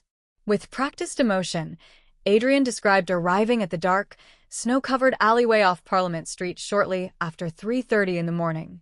He claimed he knocked gently on the kitchen door and that Julian had opened it, wearing his heavy navy blue overcoat, preparing to leave for an early morning workout at a local gym. According to Adrian, the two brothers stood in the freezing, fog-laden doorway where an emotional reconciliation took place. He testified that in a moment of intense fraternal solidarity, he reached out and grabbed Julian firmly by the shoulder, explaining away the exact location of the touch DNA recovered by the forensic team, before embracing him and promising to make full financial restitution. He then claimed he left his brother alive, well, and standing on the back porch, returning to his car and driving back to his apartment, completely unaware that a cold-blooded killer was lurking in the surrounding shadows of Cabbagetown. For 3 hours, Adrian held the courtroom in the palm of his hand, delivering a narrative that was structurally elegant, emotionally plausible, and carefully constructed to account for every single piece of physical and digital evidence presented by the Crown. He accounted for the skin cells on the coat shoulder. He accounted for the keycard discrepancy. He accounted for the financial motive, and he did it all while presenting himself as a reformed, grieving brother who had carried the secret guilt of a late-night argument for nearly 25 years. As his attorney sat down, a palpable sense of anxiety settled over the prosecution team. Adrian's testimony had provided the jury with a reasonable alternative explanation, a wedge of doubt that could shatter an entire cold case verdict. Then came the cross-examination. Lead Crown Prosecutor Catherine Hayes walked slowly toward the podium, carrying no thick binders, no high-tech digital tablets, and no reams of paper. She held only a single, worn manila folder containing the original, unredacted crime scene photographs from November 22, 2001. Hayes was a seasoned, lethal litigator known for her surgical ability to tear apart rehearsed testimony, and she did not begin by asking about the DNA, the finances, or the keycards. She began with the physical reality of the weapon. Hayes approached the witness box and placed a large, glossy photograph directly in front of Adrian. It was an enlarged, high-resolution close-up of Julian Vance's upper torso, showing the 3 distinct entry wounds torn through the fabric of the navy blue overcoat. She pointed out the specific angle of the strikes, 3 downward, thrusting blows delivered with immense force, driving a double-edged, 6-inch tactical blade between the 4th and 5th ribs, severing the thoracic aorta, and killing Julian in less than 40 seconds. She asked Adrian to demonstrate to the jury the exact gesture he claimed to have made when he embraced his brother at the rear door. Adrian, attempting to maintain his composure, raised his hands and described a warm, 2-handed grip on Julian's shoulders. Hayes let the silence hang in the room for 5 long seconds before striking her first blow. She produced the forensic pathologist's original 2001 report, pointing to a detail that had been overlooked for decades: The microscopic angle of the fabric tears indicated that the person holding Julian's back shoulder was pulling him backward with immense downward force at the exact instant the blade was driven into his chest. A mechanical grip designed to immobilize the victim and prevent any defensive movement. "Mr. Vance," Hayes asked, her voice dropping into a dangerous, icy whisper, "you claim you grabbed your brother in a moment of affection. But the physical mechanics of that fabric stretch prove that whoever gripped that shoulder was pinning Julian against the doorframe while driving a knife into his heart.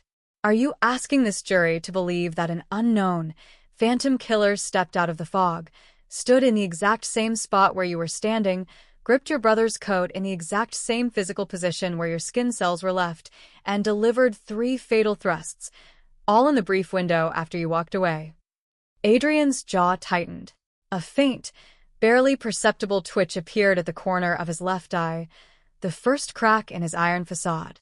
He opened his mouth to offer a smooth, rehearsed rebuttal, but Hayes gave him no room to breathe. She pivoted instantly to the timeline, firing questions with drenching, dawned-up speed. She produced the weather logs from the night of November 21st, 2001. Lake Ontario was throwing freezing rain and sub-zero gales across the city, bringing the wind chill down to -15 degrees Celsius. She asked him why, if he drove back from Cabbagetown after 3:30 in the morning, his vehicle's tires left no fresh tracks in the snow along Parliament Street, while the footprints of a single individual walking out of the alley were clearly documented by the first responding officers. She asked him why, if Julian was preparing to go to the gym as Adrian had claimed under oath, his leather briefcase on the kitchen island contained his corporate accounting ledgers, his house keys, and a half-eaten sandwich prepared for his lunch. She showed that Julian's gym bag was found tucked neatly inside his upstairs bedroom closet, untouched, unpaved, and unmoved. The illusion was collapsing under the weight of concrete, immutable facts. Adrian began to shift in his seat, his hands gripping the edge of the witness stand so hard his knuckles turned white under the fluorescent lights. The rehearsed narrative was crumbling against the relentless, granular detail of a crime scene that remembered everything he had tried to forget. Hayes then pulled the ultimate lever. She opened her manila folder and pulled out a document that had been recovered during the 2024 digital forensics extraction, a small, hidden file stored in an encrypted partition of Adrian's original 2001 personal computer, a file named with an obscure alphanumeric code that had evaded early detection algorithms. It was a search log from the late evening of November 20th, 2001, 48 hours before the murder. The search queries entered from Adrian's private IP address read like a step-by-step blueprint for forensic execution: single nucleotide polymorphism twin testing, MVAC touch DNA limits, Cabbagetown alleyway security cameras, and forensic durability of navy blue wool fibers. A collective shockwave hit the gallery. The entire room gasped as the search log was projected onto the giant screens mounted throughout the courtroom. The killer had not merely taken a chance on his biological twin status. He had researched the limitations of 2001 forensic science, meticulously choosing his weapon, his clothing, his route, and his timing based on what he believed technology of that era could never prove. He had spent months studying how to murder his brother and vanish into the scientific dark.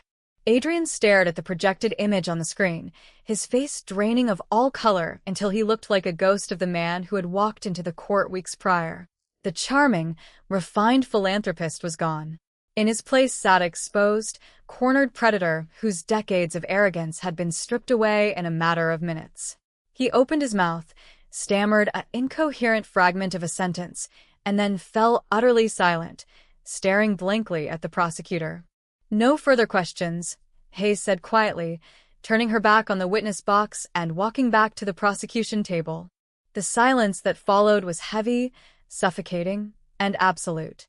The trial was over in everything but the formal reading of the verdict. The intricate web of lies that had protected Adrian Vance for 23 years had been shredded, exposing the dark, monstrous truth that had remained hidden beneath the Cabbagetown frost for nearly a quarter of a century. The silence that enveloped courtroom 4-1 following the prosecution's devastating cross-examination did not break when Adrian Vance stepped down from the witness stand. It hung over the courtroom like a heavy, suffocating frost, binding every spectator, reporter, and juror in an agonizing, collective breath. The defense team, realizing their client's catastrophic unraveling on the stand had completely obliterated their carefully curated strategy, declined to call any further witnesses. They rested their case immediately, leaving the haunting digital image of Adrian's 2001 search queries, single nucleotide polymorphism twin testing, and forensic durability of navy blue wool fibers projected on the giant courtroom screens, an indelible monument to cold, calculating premeditation. When closing arguments began the following morning, the atmosphere was charged with a tense, electricity-like anticipation. Defense attorney Marcus Vance, no relation, made a valiant, desperate effort to salvage what remained of his client's defense. He pleaded with the jury to look past the dramatic digital revelations and focus on what he characterized as reasonable doubt. He argued that searching for forensic terms in 2001 was merely the byproduct of a curious mind reading sensationalized crime news, that touch DNA could be transferred through indirect contact, and that a man should not be condemned to die in prison based on microscopic point mutations that had never before been tested in a Canadian court of law. His voice was passionate, resonant, and persuasive, but as he gestured toward Adrian, the jury's eyes remained fixed on the floorboards, unwilling to meet the gaze of the man sitting behind the defense table. Crown Prosecutor Catherine Hayes took the podium for her final address, her demeanor quiet, grounded, and intensely focused. She did not raise her voice, nor did she engage in theatrical displays of emotion. Instead, she walked the jury through the physical mechanics of a 23-year deception, piece by piece, weaving the modern genomic science with the frozen reality of that Cabbagetown alleyway.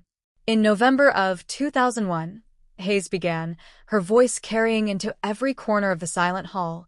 Adrian Vance believed he had engineered the ultimate crime. He possessed a weapon that no law enforcement agency in the world could break, his own face. He believed that because his DNA matched his brother's down to standard forensic testing, he could stand in the dark, drive a knife into Julian's heart, and walk away behind a biological mask that nature had given him at birth. For 23 years, he lived off the proceeds of that blood. He wore Julian's stolen fortune, he lived in luxury bought with Julian's life, and he smiled at the world while pretending to mourn the twin he had slaughtered. She turned slowly, pointing a single, steady finger directly at Adrian. But science does not forget. Time does not erase the microscopic truth. The tiny, invisible skin cells left on the back of Julian's overcoat were not just physical evidence, they were a message from the grave. Julian Vance held onto those cells in his final moments, waiting 23 years for technology to catch up, waiting for the light to finally expose the monster who took his life. The science has spoken. The digital logs have spoken. The physical evidence has spoken. Now it is time for justice to speak. At 2:30 on Thursday afternoon, the jury retired to the deliberation room. The city of Toronto held its collective breath. News networks broadcast live updates from outside the University Avenue courthouse, where crowds of citizens, legal observers, and national media outlets gathered under the gray autumn sky. Speculation ran rampant across online crime forums and legal podcasts. Would the jury accept the revolutionary whole genome sequencing evidence? Would the circumstantial elements of the keycard bypass hold up under legal scrutiny? Would the legacy of the twin biological loophole prevail, or would the decades-long mystery finally meet its absolute end? The answer arrived with shocking, unprecedented speed. At precisely 5:45 p.m., after only 3 hours and 15 minutes of deliberation, a knock echoed from the heavy oak doors of the jury room. A unanimous verdict had been reached. The courtroom filled to absolute capacity within minutes. Spectators squeezed into the wooden pews, reporters readied their digital keyboards, and retired Detective Thomas Mercer sat forward in the back row, his weathered hands clasped tightly over his leather notebook. Adrian Vance was escorted back into the room by 2 armed special constables. He walked with a stiff, rigid posture, his chin held high, but the color had completely drained from his face, leaving his skin a pale, papery gray. In the matter of Her Majesty the Queen versus Adrian Vance, the judge's voice echoed firmly through the silent chamber. Has the jury reached a verdict? The foreperson, a middle-aged high school teacher from Scarborough, stood up, holding a folded piece of white paper. Her voice was clear, steady, and unshakable as she looked directly at the court clerk. We find the defendant, Adrian Vance, guilty of first-degree murder in the death of Julian Vance. A sharp, collective intake of breath swept through the gallery, followed instantly by a wave of quiet, emotional tears from those who had carried the memory of Julian Vance for nearly a quarter of a century. In the back row, Detective Thomas Mercer closed his eyes, let out a long, trembling breath, and quietly closed his notebook for the final time. The weight that had rested on his shoulders since November 22, 2001, was finally gone. Adrian Vance stood frozen as the word, guilty, echoed off the high plaster walls. His face did not twitch. His eyes did not blink. He stared straight ahead at the judge's bench, as if the reality of his total, absolute ruin had rendered him physically paralyzed. Under Canadian law, a conviction for first-degree murder carries an automatic sentence of life imprisonment with no possibility of parole for 25 years. The biological mask was gone. The luxury estate was gone. The stolen millions were gone.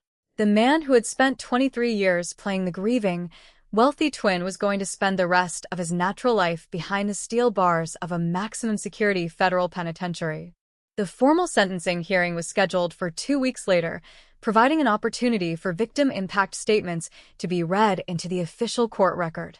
On a crisp November morning, nearly 23 years to the day since Julian was murdered, family members, former colleagues, and longtime Cabbagetown neighbors gathered in courtroom 4-1 to offer their final words to the man who had destroyed their world. Julian's university roommate, now a senior partner at a Toronto accounting firm, spoke of Julian's quiet kindness, his absolute integrity, and the devastating void his sudden death had left in the legal and financial community. Julian was a man who believed in order, in fairness, and in doing what was right even when it was difficult, he told the court, his voice trembling with emotion. When he discovered Adrian's fraud, he didn't seek revenge. He sought accountability. He offered his brother a chance to fix it. And for that act of brotherly love, he was given 3 cold knife strikes in the dark. Adrian didn't just kill Julian. He tried to steal his very soul. The most agonizing moment arrived when an archived audio recording of Julian's late mother, recorded in 2008, for years before her death, was played for the court. Her soft, fragile voice resonated through the speakers, speaking of the unbearable agony of losing one son while holding the hand of the son who claimed to be grieving beside her. I looked into Adrian's eyes every Christmas, her recorded voice echoed, sending a wave of weeping through the gallery, and I thought I was looking at my sweet Julian. To know now that I was hugging the man who murdered my boy. There is no word in the human language for that kind of pain.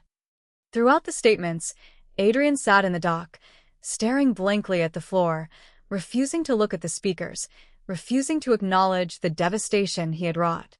When the presiding judge gave him a final opportunity to speak before sentence was formally imposed, Adrian stood up slowly, adjusted his suit jacket, and uttered 6 chilling words that proved his absolute lack of remorse to the very end. I have nothing to say to anyone. The judge, visible with righteous anger, looked down from the bench at the convicted killer. Mr. Vance, she declared, her voice cold and cutting, you executed your twin brother in a calculated act of monstrous greed. You used your shared blood as a weapon, and you spent 23 years hiding behind his face, enjoying his wealth, and mocking the memory of the man you slaughtered. You believed you were smarter than the law. You believed you were smarter than science. But the truth has a patience that far outlasts human deception. You will spend the rest of your life in the dark, where you belong. With a sharp strike of the wooden gavel, the trial of Adrian Vance came to its formal, legal end. Constables stepped forward, placed heavy iron handcuffs around Adrian's wrists, and led him away down the rear service elevator toward the waiting transport van bound for the Millhaven Institution, a maximum security penitentiary located along the lonely shores of Lake Ontario.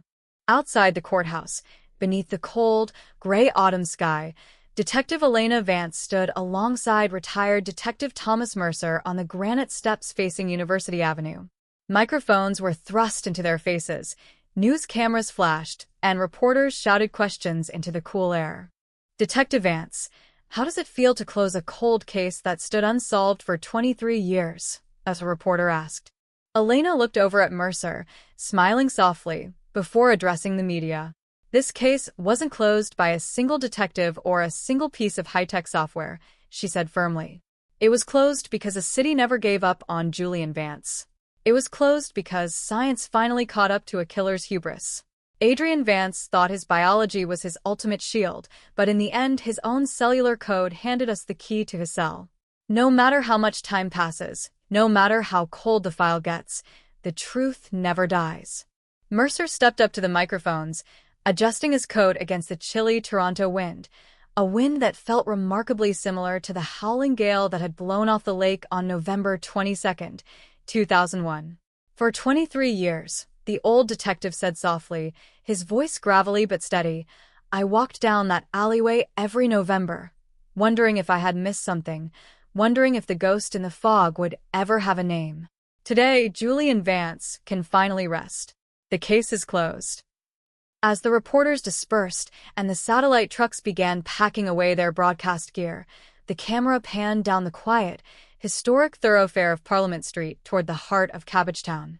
The red brick brownstones stood silent against the late afternoon light. The wrought iron gates swung gently in the breeze, and the quiet access road where Julian Vance took his final breath was clean, peaceful, and still. The dark blue shadows were gone. The biological mask had been shattered into dust, and the unsolved murder that had haunted Toronto for nearly a quarter of a century had finally, irrevocably met its eternal light. The iron gates of the Millhaven Institution in eastern Ontario slammed shut with a heavy, deafening metallic clang that reverberated through the damp, frozen air of early December 2024. For Adrian Vance, inmate number 884-0291, that sound marked the official death of his stolen identity and the beginning of an endless, suffocating darkness. The luxury penthouse overlooking the financial district, the private golf club memberships in Oakville, the tailored charcoal suits, and the multi-million-dollar real estate portfolios had all vanished, stripped away like worthless paper in a hurricane. In their place remained only a cold 6-by-8-foot concrete cell, a rough orange jumpsuit, and the unbearable, silent echo of his own mind. Yet, as Adrian settled into the bleak routine of federal incarceration, the cultural and legal shockwaves generated by his trial were only beginning to crest across the international stage. In legal academies, forensic laboratories, and law enforcement headquarters from London to Tokyo, the Toronto twin execution became an immediate, permanent fixture of criminal jurisprudence curriculum. What had begun in 2001 as a seemingly unsolvable alleyway homicide had evolved into the world's most dramatic proof of concept for next-generation whole genome sequencing in cold case litigation. In early 2025, the Ontario Ministry of the Attorney General published a landmark white paper titled Beyond the Biological Mask, Genomic Somatic Mutation Profiling in Jurisdictional Evidence Law. The document formally integrated the forensic methodologies developed during the Vance investigation into standard operating procedures for all police services across Canada. The message was loud, clear, and uncompromising. The era of the perfect crime, where perpetrators relied on identical twin confusion, degraded touch samples, or decades of evidence decay, was permanently over. Inside the Toronto Police Service Cold Case Unit on College Street, the victory in the Vance trial ignited a massive structural revolution. Detective Elena Vance was named Chief Investigative Analyst for a newly funded, specialized division, the Advanced Genomic Evidence Task Force. Her mandate was to systematically reopen every cold case file in the province's history where identical twin suspects, smudged friction ridges, or trace touch DNA had previously brought investigations to a dead end. Armed with the same pressurized MVAC vacuum systems and high-throughput genomic sequencers that had unmasked Adrian, Elena's team began sifting through hundreds of brown cardboard boxes stored in deep climate-controlled archives. The work was painstaking, tedious, and quiet, but within 6 months of Adrian's conviction, the unit achieved 3 fresh cold case breakthroughs, resolving a 1994 sexual assault in Scarborough, a 1998 hit-and-run execution in North York, and a 2003 missing persons case in Hamilton. Each resolution stood as an indirect monument to Julian Vance, whose tragic death had forced the entire legal apparatus to shatter its own scientific limitations. Meanwhile, back in Cabbagetown, the physical location of the crime underwent a quiet, poignant transformation.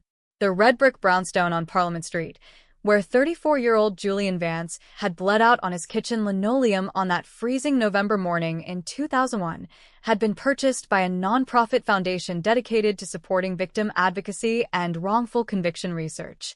The narrow, unlit alleyway where the killer had slipped through the fog was renamed Julian Vance Lane by unanimous vote of the Toronto City Council. At the rear threshold where the iron gate once swung against concrete, a simple, elegant brass plaque was set into the brickwork. It bore no sensationalized headlines, no mention of murder, and no reference to the twin who had tried to steal his life. It reads simply, Julian Vance, 1967 to 2001. A man of integrity, order, and truth. His quiet voice spoke across decades of darkness to shatter an empire of lies. On a bitter, snow-swept evening in November 2025, marking the 24th anniversary of the murder, a small crowd gathered in the alleyway under the soft, yellow glow of newly installed municipal street lamps. Neighbors, legal scholars, members of the cold case team, and retired Detective Thomas Mercer stood side by side against the sub-zero gale blowing off Lake Ontario. They lit white candles, placed fresh winter flowers against the brass plaque, and stood in a silent, respectful vigil. Mercer, now wrapped in a thick wool coat with a scarf pulled high against the frost, looked down at the clean pavement. The snow fell softly around them, dusting the alleyway in a pristine blanket of white, but there were no dark footprints leading into the shadows, no frozen blood on the step, and no ghost waiting in the fog. The dark blue shadows that had haunted Cabbagetown for nearly a quarter of a century had been entirely swept away by the unyielding, eternal light of justice. In the quiet library of the Cabbagetown Foundation inside the restored brownstone, a framed photograph of Julian sat on a mahogany desk beside his original, untouched corporate accounting ledgers. He was smiling, a warm, intelligent, unassuming smile caught on a sunlit afternoon in Muskoka long before his world was shattered by betrayal. He was no longer remembered as a victim of a terrifying cold case or a footnote in a sensationalized twin trial. He was remembered as he had lived, a good man whose unwavering commitment to the truth was powerful enough to reach out from the grave and rewrite history forever. The dark blue overcoat rested inside a climate-controlled display vault at the Center of Forensic Sciences, no longer a piece of evidence in an open homicide, but a historic artifact studied by generations of young forensic scientists who walked through the halls learning how 3 microscopic point mutations changed the world. The electronic keycard logs, the decrypted email ultimatums, and the digital search queries sat archived in a secure cloud registry, a permanent warning to anyone who believed that human arrogance could ever outrun the patient, relentless march of time. As midnight approached on that 24th anniversary, the streetcars chimed softly as they rolled down Parliament Street, their metallic wheels clicking rhythmically against the icy rails. The winter wind howled off the lake, whistling through the narrow brick passages of Cabbagetown, but inside the alleyway, the air was still, quiet, and at absolute peace. The case of Julian Vance was officially, eternally, and completely closed. By the spring of 2026, the quiet resolution that had settled over Cabbagetown began to extend far beyond the borders of Ontario, establishing a permanent precedent in global forensic science that fundamentally re-engineered how law enforcement agencies approached cold cases involving close genetic relatives. The conviction of Adrian Vance was no longer viewed merely as a local courtroom triumph. It had become the gold standard case study presented at international law enforcement summits, from the FBI Academy in Quantico to the Federal Criminal Police Office in Wiesbaden. The absolute destruction of the identical twin biological loophole had demonstrated that no matter how sophisticated a suspect's deception, human cells inevitably retain microscopic watermarks of individual truth. At the Ontario Provincial Cold Case Task Force headquarters in Toronto, the momentum generated by the Vance investigation showed no signs of slowing down. Detective Elena Vance's specialized unit, now expanded into a state-of-the-art regional research and forensic intelligence center, was flooded with requests from international jurisdictions seeking consultation on cold cases that had languished in bureaucratic obscurity for decades. Files that had once been dismissed as permanently unsolvable due to degraded touch DNA samples or complex family genetic overlaps were pulled from steel filing cabinets in Chicago, Sydney, and Paris, subjected to the same pressurized vacuum extractions and whole genome sequencing algorithms that had unmasked Adrian Vance. In May 2026, the Canadian Society of Forensic Science held its annual symposium at the Metro Toronto Convention Centre, dedicating a primary plenary session to the memory of Julian Vance and the scientific breakthroughs born from his death. Leading molecular biologists walked audiences of criminal justice professionals through the technical evolution of touch DNA processing, illustrating how a microscopic cluster of skin cells, trapped beneath the heavy wool weave of a winter coat for 23 years, had provided the definitive key to unlocking an airtight alibi. Standing before a packed auditorium, Detective Elena Vance displayed a simple digital graphic, a side-by-side comparison of the identical twin baseline DNA sequence and the 3 distinct single nucleotide variants that had sent Adrian Vance to Millhaven Institution for Life. For over 2 decades, Detective Vance told the audience, her voice echoing clearly through the expansive hall, the perpetrator believed that nature itself had provided him with an unassailable shield. He banked his entire life, his freedom, and his stolen fortune on the assumption that science would remain static while his lies endured. But science is not static. It is a continuous, relentless pursuit of objective reality. What Adrian Vance failed to realize was that physical evidence does not decay into silence. It waits patiently for us to develop the tools to hear what it has been saying all along. While the forensic community celebrated these monumental advances, the physical legacy of the case continued to shape the neighborhood where Julian Vance had lived his quiet, structured life. Cabbagetown had changed remarkably since that frozen November morning in 2001, but the community had taken deliberate steps to ensure that the memory of what occurred in the alleyway behind Parliament Street remained grounded in truth rather than sensationalized urban folklore. Inside the Cabbagetown Foundation, housed within the restored red brick brownstone that Julian once called home, an educational fellowship was established in early 2026. The Julian Vance Memorial Endowment for Legal Integrity provided full university scholarships for underprivileged students pursuing careers in forensic accounting, civil liberties, and post-conviction advocacy. The fellowship did not seek to honor the dark, sensational aspects of the crime, but focused entirely on the principles Julian had embodied throughout his career: meticulous precision, absolute honesty, and an uncompromising commitment to financial and moral transparency. In the quiet, residential streets surrounding the foundation, longtime residents who had lived through the terrifying winter of 2001 found a deep sense of permanent closure.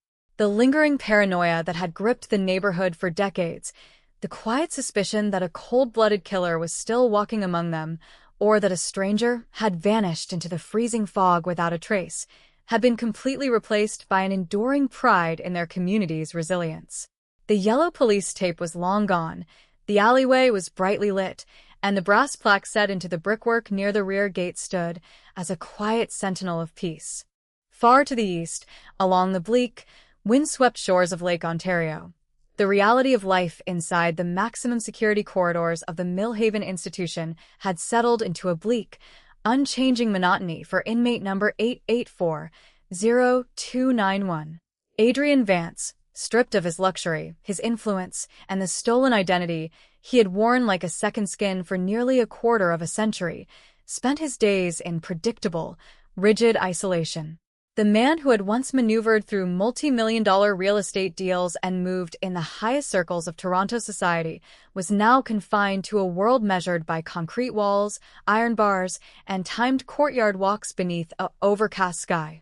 Correctional officers assigned to his unit noted that Adrian remained entirely silent, rarely interacting with other inmates or participating in institutional programs.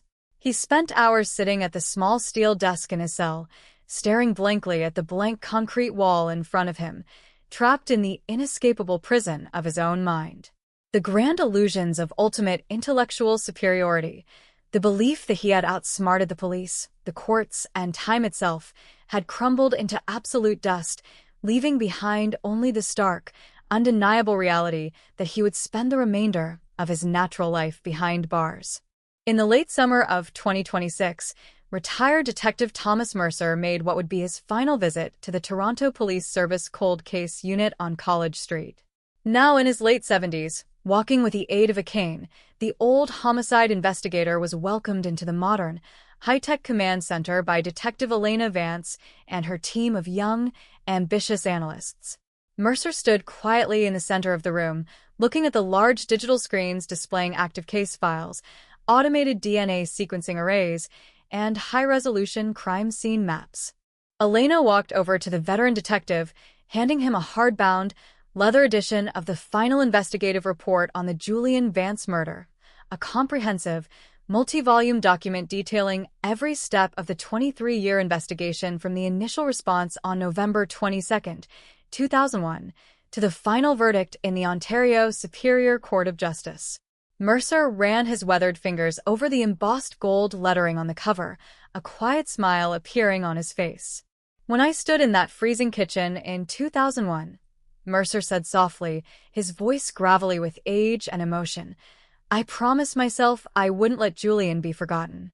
I spent 23 years carrying the weight of that unsolved file on my desk, worrying that the killer had won. Seeing what you and your team have accomplished. Knowing that Julian's legacy has saved other families from that same endless darkness. It makes every sleepless night worth it." "He was never forgotten, Thomas," Elena replied gently, looking at the old detective with profound respect. "You kept the light burning when the technology wasn't there yet.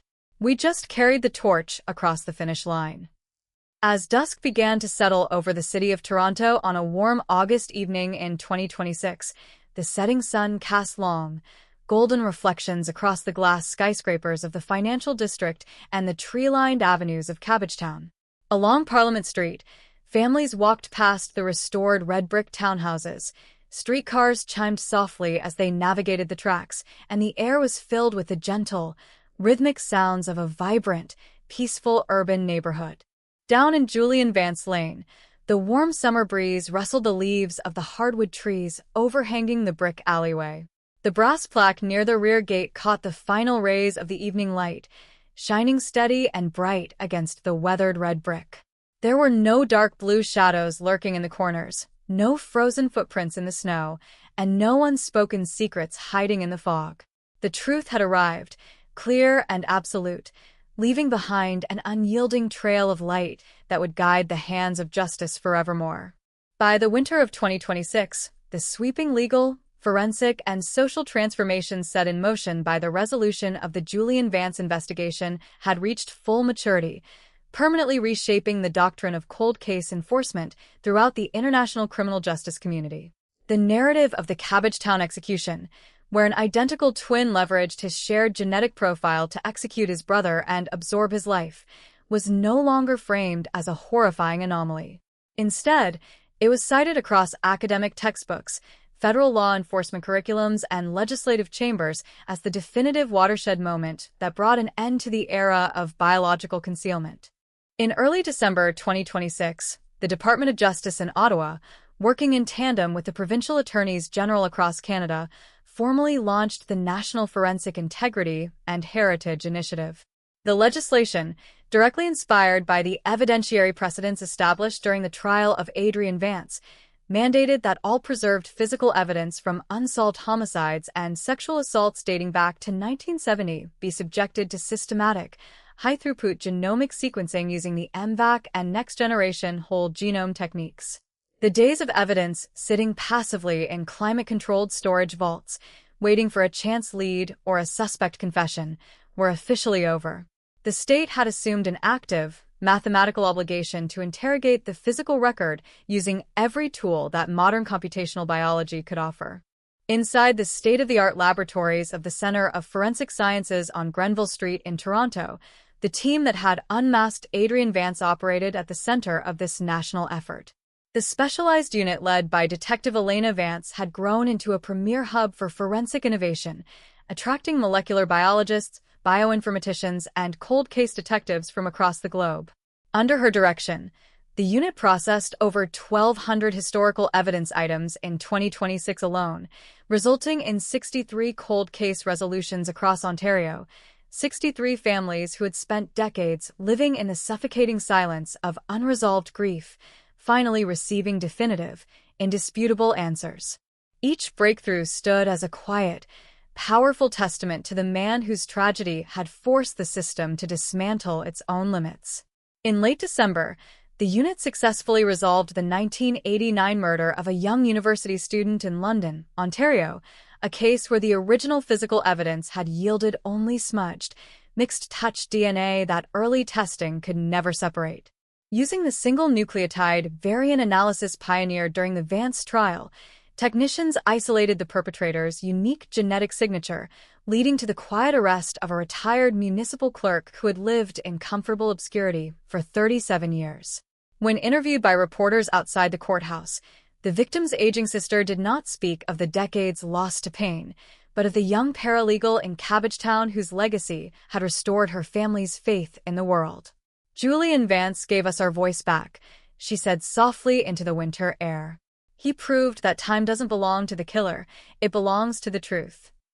Across the city, in the quiet, gentrified enclave of Cabbagetown, winter settled over the neighborhood with the same biting wind and heavy, Lake Ontario frost that had defined the morning of November 22, 2001. But the atmosphere along Parliament Street was fundamentally altered.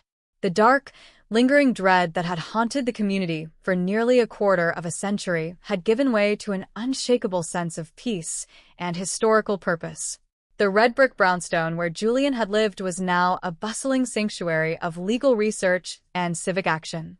Young fellowship scholars, funded by the Julian Vance Memorial Endowment, worked late into the evenings inside the warm, wood-paneled library, reviewing files of wrongfully convicted individuals and drafting policy proposals for forensic reform. In the quiet alleyway now officially designated as Julian Vance Lane, the snow fell softly against the weathered brick walls, dusting the wrought iron railings in a pristine layer of white. At the rear entrance where Julian had bled out on his kitchen linoleum, the brass memorial plaque remained clean and clear, polished regularly by local residents who passed through the lane on their daily commutes. On the night of November 22, 2026, marking 25 years since the murder, a quiet gathering took place in the alleyway. There were no booming loudspeakers, no political speeches, and no television cameras jockeying for position. There were only ordinary citizens, young researchers from the Foundation, members of the Cold Case Task Force, and retired Detective Thomas Mercer, standing together in the freezing air. They lit white candles and placed fresh winter roses beneath the plaque. Mercer, wrapped in a heavy winter coat, looked down at the clean stone threshold where he had knelt as a weary lead investigator 25 years prior. His eyes were clear, his face at peace. He looked over at Detective Elena Vance, who stood quietly beside him, her hands tucked into her pockets, watching the candlelight reflect off the polished brass. 25 years ago, Mercer said softly, his voice carrying clearly over the gentle rustle of the winter wind, this alleyway felt like the darkest place on earth. It felt like a trap where a good man was taken and a ghost walked away into the fog. But looking at it tonight, looking at what came out of that dark night, I realized the dark didn't win. Julian didn't let it win. He stayed right here, holding onto those microscopic cells, waiting for us to get smart enough to listen. And now, this road isn't a crime scene anymore. It's a lighthouse. Far to the east, behind the formidable concrete perimeters and high-security fences of the Millhaven Institution, the winter brought a cold, unrelenting stillness to the cell block where inmate number 884-0291 was housed. Adrienne Vance spent his days in absolute, self-imposed exile, isolated from the general inmate population, sitting quietly on the edge of his steel cot. The man who had once maneuvered through high-stakes financial markets, worn luxury coats, and commanded the respect of Toronto's elite was now an anonymous, numbered prisoner in a federal institution. His appeals had been exhausted, his legal challenges to the whole genome sequencing evidence had been soundly rejected by the Supreme Court of Canada, and his name had been scrubbed from every corporate board, charity ledger, and social registry he had ever touched. He had sought ultimate control, ultimate wealth, and ultimate freedom by erasing his identical twin, believing his shared face would protect him forever. Instead, his arrogance had constructed the very cage that would hold him for the remainder of his life. His memory was mentioned in legal textbooks not as a brilliant mastermind who almost committed the perfect crime, but as a cautionary tale of sociopathic hubris dismantled by the inexorable advance of science. The biological disguise he had worn so proudly had become his permanent mark of condemnation. In Midtown Toronto, as the lights of the city skyline sparkled against a clear, freezing night sky of December 2026, streetcars moved smoothly down Parliament Street, their metallic wheels clicking rhythmically against the icy rails. In Cabbagetown, the warm yellow street lamps cast a steady, comforting glow across the snow-covered avenues, illuminating the clean red brick of the townhouses and the quiet passage of Julian Vance Lane. The dark blue Ford Crown Victoria that had idled in the shadows of history was gone. The alleyway was paved in peace, and the cold case that had haunted a city for 25 years sat enshrined in the permanent light of truth, an unyielding sentinel that would stand guard over justice for all generations to come. By the spring of 2027, the long, harrowing narrative that had begun in the freezing slush of Cabbagetown 26 years earlier had settled into its final, immutable place in the history of North American justice. The trial and conviction of Adrian Vance was no longer a subject of public debate or speculative legal commentary. It stood as an ironclad landmark, a permanent dividing line between an era of primitive forensic guesswork and a new age of absolute genomic accountability. The terrifying premise of a killer wearing his victim's face, exploiting their shared biology, and absorbing their life under the cover of a freezing Toronto night had been completely dismantled, transformed into the foundational blueprint for cold case units across the globe. In Ottawa, the Ministry of Justice published its first comprehensive annual report under the newly implemented National Forensic Integrity and Heritage Initiative. The numbers detailed within the report were staggering. In under 18 months, the integration of next-generation whole genome sequencing and pressurized vacuum touch DNA extraction had resulted in the formal resolution of over 200 legacy cold cases across Canada. Unsolved homicides dating back to the early 1970s, cases that had sat forgotten in humid station basements from Vancouver to Halifax, were yielding clear, mathematically undeniable answers. Families who had spent decades living in the paralyzing shadow of silence were finally receiving finality, all because a single, cold-blooded crime in 2001 had forced the legal system to shatter its own scientific limitations. At the Centre of Forensic Sciences on Grenville Street in Toronto, the research division established in the wake of the Vance trial had grown into an international beacon of forensic excellence. Detective Elena Vance, now serving as Chief Director of the Ontario Advanced Genomic Task Force, overseen a permanent team of computational biologists, geneticists, and senior cold case investigators. The facility processed thousands of microscopic samples every month, operating under strict, automated protocols that ensured no evidence was ever again lost to administrative oversight or police gatekeeping. Inside the glass-walled lobby of the facility, a quiet memorial wall had been erected. Mounted on the polished black granite was a bronze profile of Julian Vance, accompanied by an inscription detailing the breakthrough that had unmasked his killer: 3 single nucleotide variants out of 3 billion base pairs. A voice preserved in the microscopic dark, waiting 23 years to speak the truth. Visitors, young law students, police academy recruits, and visiting forensic scientists from Interpol stood before the wall in silent reverence, learning how the microscopic persistence of a victim's touch had rewritten the rules of international jurisprudence. In Cabbagetown, the community had fully embraced its identity as the birthplace of this forensic revolution. The red brick brownstone on Parliament Street, where 34-year-old Julian Vance had taken his final breath on that frozen November morning, stood as a vibrant center for civic engagement and legal scholarship. The Julian Vance Memorial Endowment had expanded its reach, funding postdoctoral research fellowships in forensic ethics, civil liberties, and the protection of biological privacy rights. The quiet streets surrounding the brownstone were no longer defined by the lingering ghost of an unsolved tragedy, but by the bustling, purposeful energy of a new generation dedicated to ensuring that power could never again conceal the truth. In Julian Vance Lane, the narrow access road where the killer had made his desperate escape into the fog, the physical surroundings reflected a profound, permanent peace. High-output municipal LED lamps illuminated every square foot of the brick passageway, casting a clear, white light over the spot where the iron gate once swung against concrete.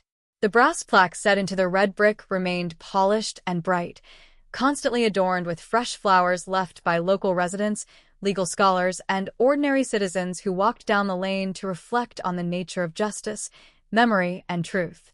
On a warm, clear evening in May 2027, a quiet gathering took place inside the library of the brownstone to mark the publication of a landmark historical text titled The Biological Mask: The Investigation, Prosecution, and Legacy of the Julian Vance Murder.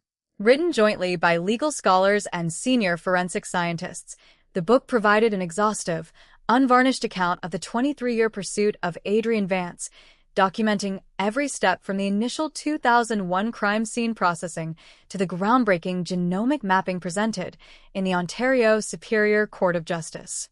Among those in attendance was retired Detective Thomas Mercer, now in his late 70s.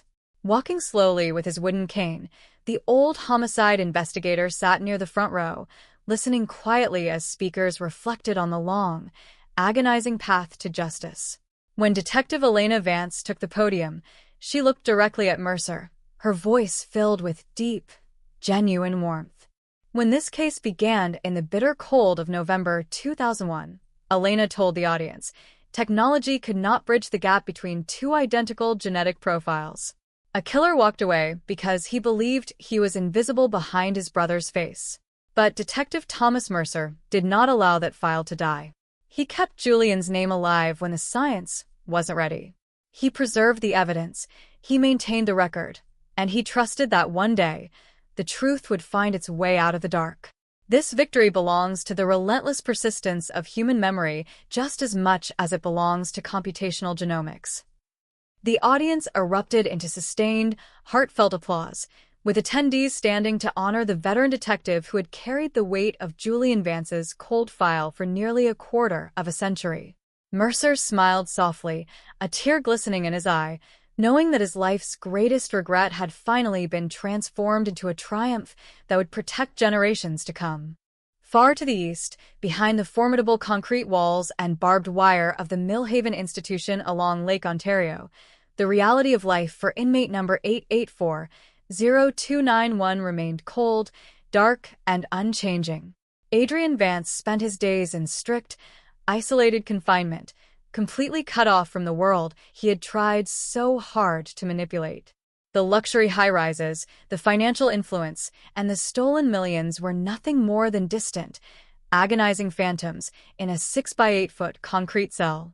His name had been permanently removed from every corporate registry, his assets had been seized and redistributed to Julian's estate and victim support funds, and his legal appeals had been completely exhausted. He was a man who had sought total control by destroying his identical twin, only to find himself trapped in a permanent, living tomb constructed by his own sociopathic arrogance. As midnight approached over the city of Toronto, the night sky was clear and bright, reflecting off the glass towers of the financial district and the quiet, tree-lined avenues of Cabbagetown. Streetcars chimed softly as they rolled down Parliament Street, their metallic wheels clicking rhythmically against the tracks. Down in Julian Vance Lane, the warm night breeze rustled the leaves of the hardwood trees overhead, casting soft shadows across the clean, paved stone. The brass plaque near the rear gate caught the starlight, shining steady and clear against the red brick. The dark blue Crown Victoria was gone. The freezing fog had cleared forever, and the cold case that had haunted an entire metropolis for over 26 years stood completely, eternally, and irreversibly solved, a beacon of light that would burn bright against the shadows for all time. The final chapter of the Vance saga did not unfold in a crowded courtroom under the harsh glare of broadcast television cameras or within the high-tech laboratories of Grenville Street. It played out across the silent, reflective expanse of time itself, in the quiet, unbending reality of a world that had moved permanently past the shadows of November 22, 2001. By the late autumn of 2027, the story of Julian Vance and the twin who murdered him had completed its transition from a sensationalized crime headline into an immutable pillar of international legal history. It was a narrative that no longer belonged to the horror of betrayal or the tragedy of a stolen life, but to the ultimate, inevitable triumph of objective truth over human deception.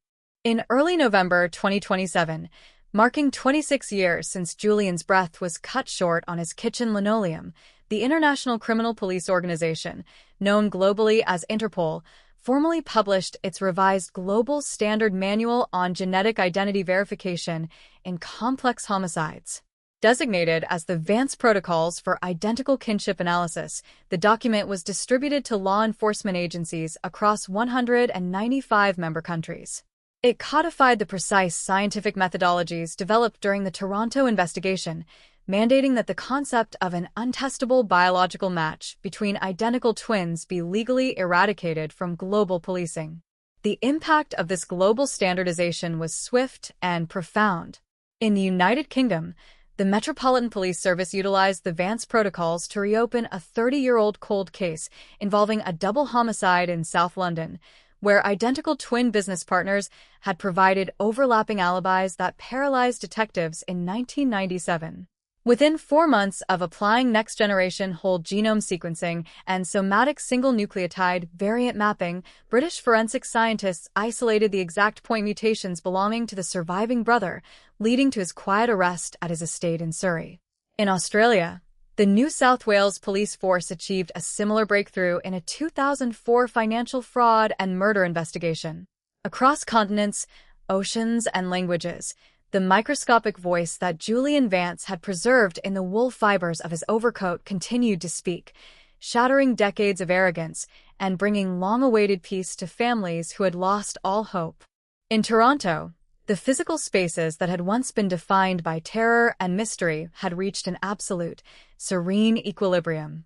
The Cabbagetown neighborhood, with its picturesque Victorian brownstones, tree-lined avenues, and brick-paved alleys, was now widely recognized as the historic heart of modern forensic civil rights. The red brick townhome on Parliament Street, where Julian had lived his quiet, orderly life, stood as the permanent global headquarters of the Julian Vance Foundation for Legal Integrity and Genomic Rights. The foundation had grown into a massive intellectual hub, hosting annual international summits where bioethicists, computational geneticists, defense counsel, and senior prosecutors gathered to debate the future of biological privacy and forensic accountability. The inner sanctuary of the brownstone had been meticulously restored to reflect its 2001 appearance, preserving Julian's personal collection of classical literature, his mahogany desk, and his original leather-bound accounting ledgers. It was not maintained as a morbid memorial to a crime scene, but as an active, living museum dedicated to the values Julian embodied throughout his 34 years: absolute honesty, scrupulous accuracy, and an unwavering belief in the rule of law. Outside, in Julian Vance Lane, the narrow access road where the killer had slipped into the freezing sub-zero fog 26 years earlier, the physical environment stood as a striking monument to safety and light. Automated, high-intensity solar street lamps illuminated every inch of the red brick passage from twilight to dawn. The iron gate that had once swung loosely against a stone wall was now permanently set into a landscaped courtyard garden, surrounded by white winter roses and evergreen shrubs that remained vibrant even through the harshest Ontario winters. The brass memorial plaque, mounted at eye level on the brickwork where Julian took his last breath, remained pristine and polished. Its inscription, read by thousands of law students, legal scholars, and neighborhood residents every year, had become a quiet anthem for the entire city. Julian Vance, 1967 to 2001. A man of order, quiet dignity, and unyielding integrity. Murdered in the dark, revealed by the light. His biological truth spoke across 23 years of silence to ensure that justice would never again be blind. On the evening of November 22, 2027, the 26th anniversary of the murder, a quiet, solemn gathering took place in the courtyard garden of Julian Vance Lane. Unlike the chaotic media circuses of the past, there were no satellite trucks, no jostling photojournalists, and no sensationalized news broadcasts. It was an intimate, dignified gathering of those whose lives had been permanently altered by the case. Detective Elena Vance, now recognized internationally as one of the world's foremost authorities on cold case genomic analysis, stood alongside her team of young, brilliant forensic investigators from the Center of Forensic Sciences. Beside them stood retired Detective Thomas Mercer, now 80 years old, sitting comfortably in a lightweight wheelchair wrapped in a thick wool coat, his hands resting gently over his wooden cane. His face, once carved with lines of exhaustion, deep regret, and decades of unresolved grief, was calm, smooth, and filled with a quiet, boundless peace. As the snow began to fall softly over Cabbagetown, dusting the red brick chimneys and wrought iron fences in a soft layer of white, Elena stepped forward and lit a single, large white candle at the base of the brass plaque. The flame flickered steadily against the cold night air, casting a warm, golden glow across the clean stone pavement. 26 years ago tonight, Elena said softly, her voice carrying clearly through the quiet alleyway, a man walked into this lane believing that he could steal a life, erase a brother, and wear a lie forever. He believed that the fog would hide him, that the snow would wash away his footprints, and that science would remain silent. But he forgot that truth is not a human invention, it is a law of nature. Julian Vance held on to the truth in the dark, and because he held on, 500 other cold case victims across this country have finally found their way home. She turned toward Thomas Mercer, reaching down to place a warm, reassuring hand on the old detective's shoulder. "Thomas," she said gently, "you promised Julian in 2001 that you wouldn't let him be forgotten. Tonight, I think we can finally tell you, your work is finished. The file is closed." Mercer looked up at the brass plaque, his eyes reflecting the warm, golden light of the candle flame. A soft smile appeared on his weathered face, and for the first time in 26 years, a tears of absolute, uncomplicated joy streamed down his cheek. He let out a long, quiet breath that drifted into the cold night air like a puff of white smoke, disappearing into the peaceful winter sky. "Thank you, Elena," Mercer whispered, his voice gravelly but clear. "Thank you for bringing him home." Far to the east of the city, along the desolate, ice-crusted shores of Lake Ontario, the winter night settled heavily over the maximum security complex of the Millhaven Institution. Deep within the concrete corridors of the facility's Special Isolation Wing, inmate number 884-0291 sat on the edge of a steel cot in a tiny, windowless cell. Adrian Vance was 60 years old, but his body was broken, bent, and visibly aged far beyond his years. The sharp, arrogant intellect that had once maneuvered through complex corporate acquisitions and calculated a cold-blooded fraternity execution was gone, replaced by a hollow, vacant stare. The multi-million-dollar real estate portfolios, the private jets, the tailored European suits, and the social prestige he had traded his soul to obtain had completely disintegrated. His legal name had been legally expunged from public registries, replaced entirely by his federal inmate designation. His legal appeals had been exhausted at every level of the judiciary. His petitions for executive clemency had been summarily rejected without review, and his legacy had been reduced to a cautionary paragraph in forensic medicine textbooks, an example of sociopathic hubris undone by 3 microscopic point mutations. He sat in total silence, listening to the muffled, distant chime of the prison security clock striking midnight. The biological disguise he had worn so proudly for 23 years had become his ultimate prison, a permanent, inescapable reminder that he had destroyed his own life the moment he took his brother's. He was a ghost in a concrete tomb, completely forgotten by the world he had tried to conquer, condemned to live out the rest of his natural days in absolute, suffocating darkness. Back in Midtown Toronto, as midnight arrived, the clear winter sky offered a breathtaking view of the city. The towering glass spires of the financial district sparkled like diamonds against the dark horizon, symbolizing a metropolis that moved forward into the future with unshakable confidence. Along Parliament Street, the red brick brownstones of Cabbagetown stood quiet, safe, and warm under the soft yellow light of the street lamps.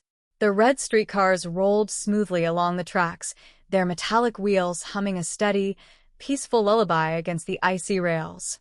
Down in Julian Vance Lane, the snow continued to fall softly, blanketing the courtyard garden in a pristine layer of white. The warm golden light of the candle burned steadily beside the brass memorial plaque, reflecting off the polished red brick. There was no dark blue Ford Crown Victoria idling in the alley. There were no dark shadows lurking behind the gate, and there was no cold case lingering in the fog. The narrative of the Toronto 2001 twin murder, a case that had tested the limits of human endurance, police dedication, and scientific discovery, had reached its final, absolute destination. The deception of decades had been shattered, the biological mask had been stripped away, and the memory of Julian Vance sat enshrined forever in the unyielding, eternal light of justice. The turn of the decade brought with it an enduring, undeniable truth. The resolution of the Vance case was not merely the end of a single investigation, but the opening chapter of a permanent shift in the architecture of human accountability. By 2028, the narrative of Julian Vance had transitioned entirely from contemporary legal news into the foundational canon of forensic science and civil jurisprudence. The cold night of November 22, 2001, which had once represented the tragic limits of standard forensic science and the terrifying potential of biological deception, was now remembered as the precise moment when the physical record refused to be silenced by time, arrogance, or genetic identicality. Across international jurisdictions, the long-term systemic impact of the investigation yielded unprecedented results. The global adoption of the Vance protocols had catalyzed a comprehensive re-examination of thousands of historical cold cases across North America, Europe, Asia, and Oceania.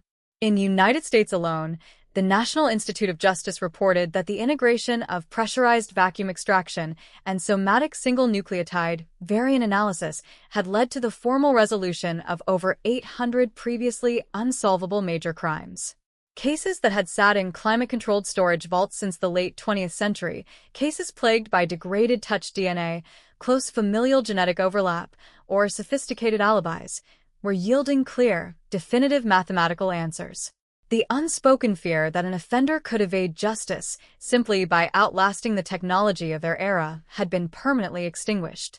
At the Center of Forensic Sciences in Toronto, the Advanced Genomic Task Force established by Detective Elena Vance had expanded into a state-of-the-art international training and research institute.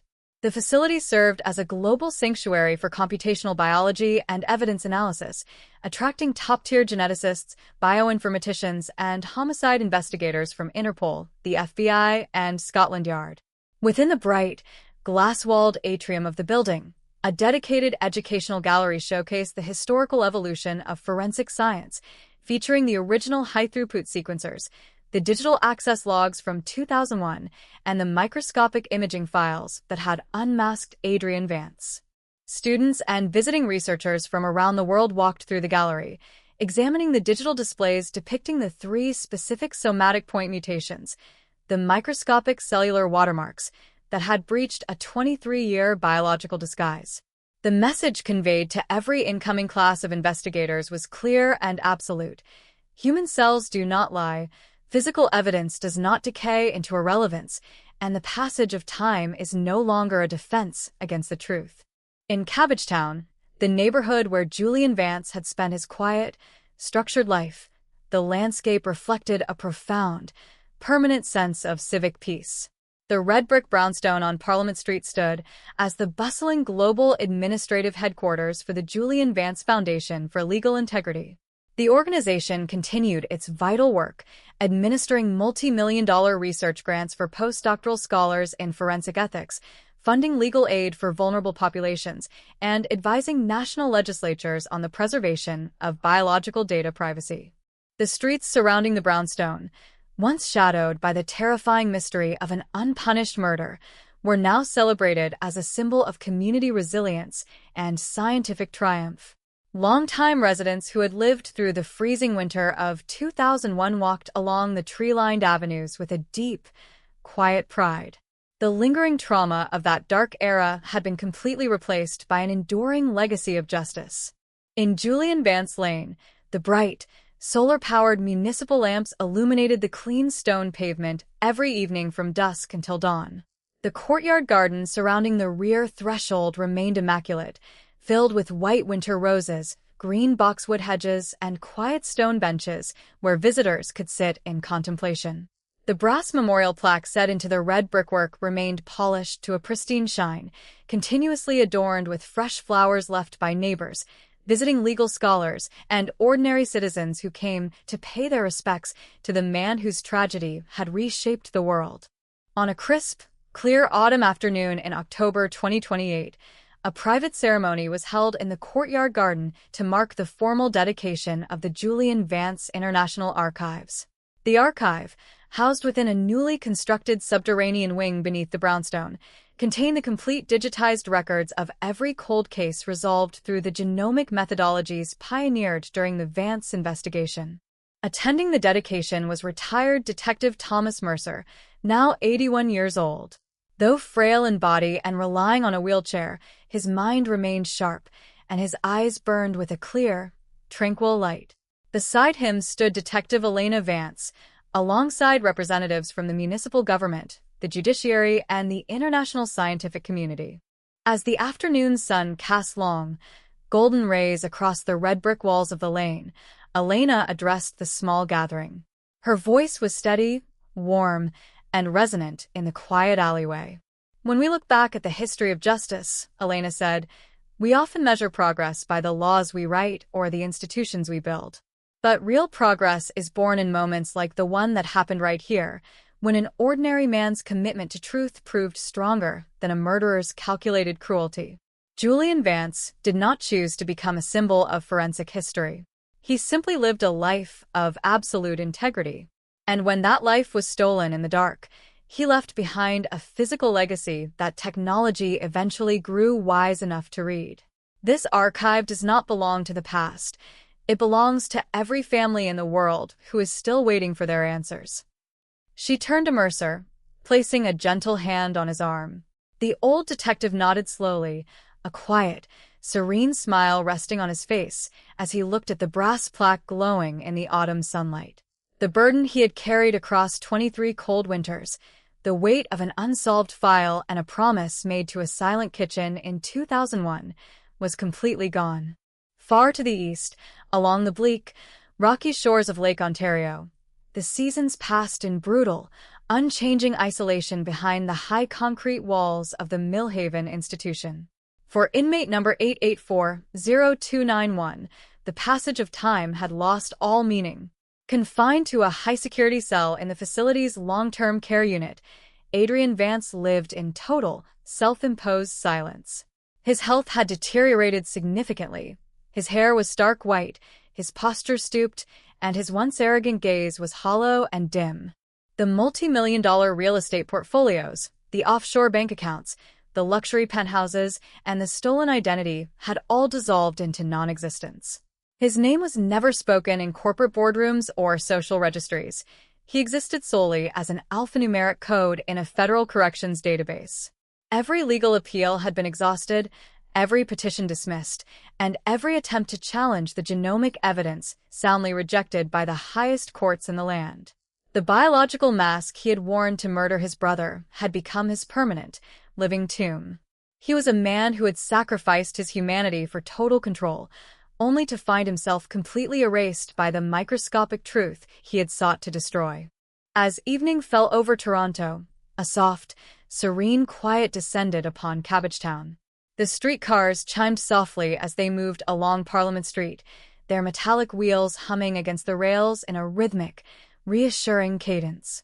The warm yellow street lamps illuminated the historic townhomes, casting soft, comforting shadows across the pristine sidewalks. Down in Julian Vance Lane, the night air was still and clear. The brass plaque near the rear gate caught the starlight, shining steady, bright, and eternal against the red brickwork. There was no dark blue Ford Crown Victoria waiting in the shadows, no frozen footprints vanishing into the fog, and no unanswered questions lingering in the night.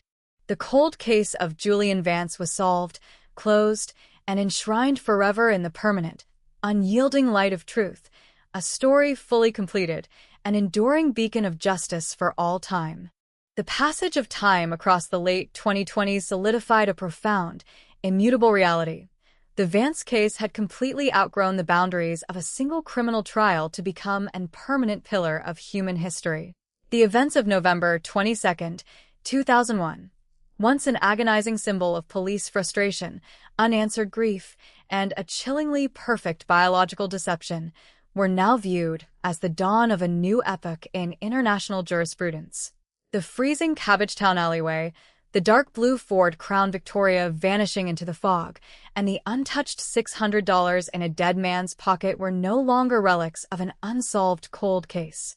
They were the opening scenes of a global transformation that forever stripped cold-blooded predators of the illusion of impunity. Across the international legal landscape, the systemic reach of the Vance protocols continued to expand at an extraordinary pace. By 2029, over 30 national governments had formally codified the Toronto Forensic Framework into their federal evidence acts. The mandatory integration of pressurized vacuum extraction, microfluidic sample preparation, and next-generation whole genome sequencing had fundamentally altered how cold cases were investigated from Tokyo to Berlin.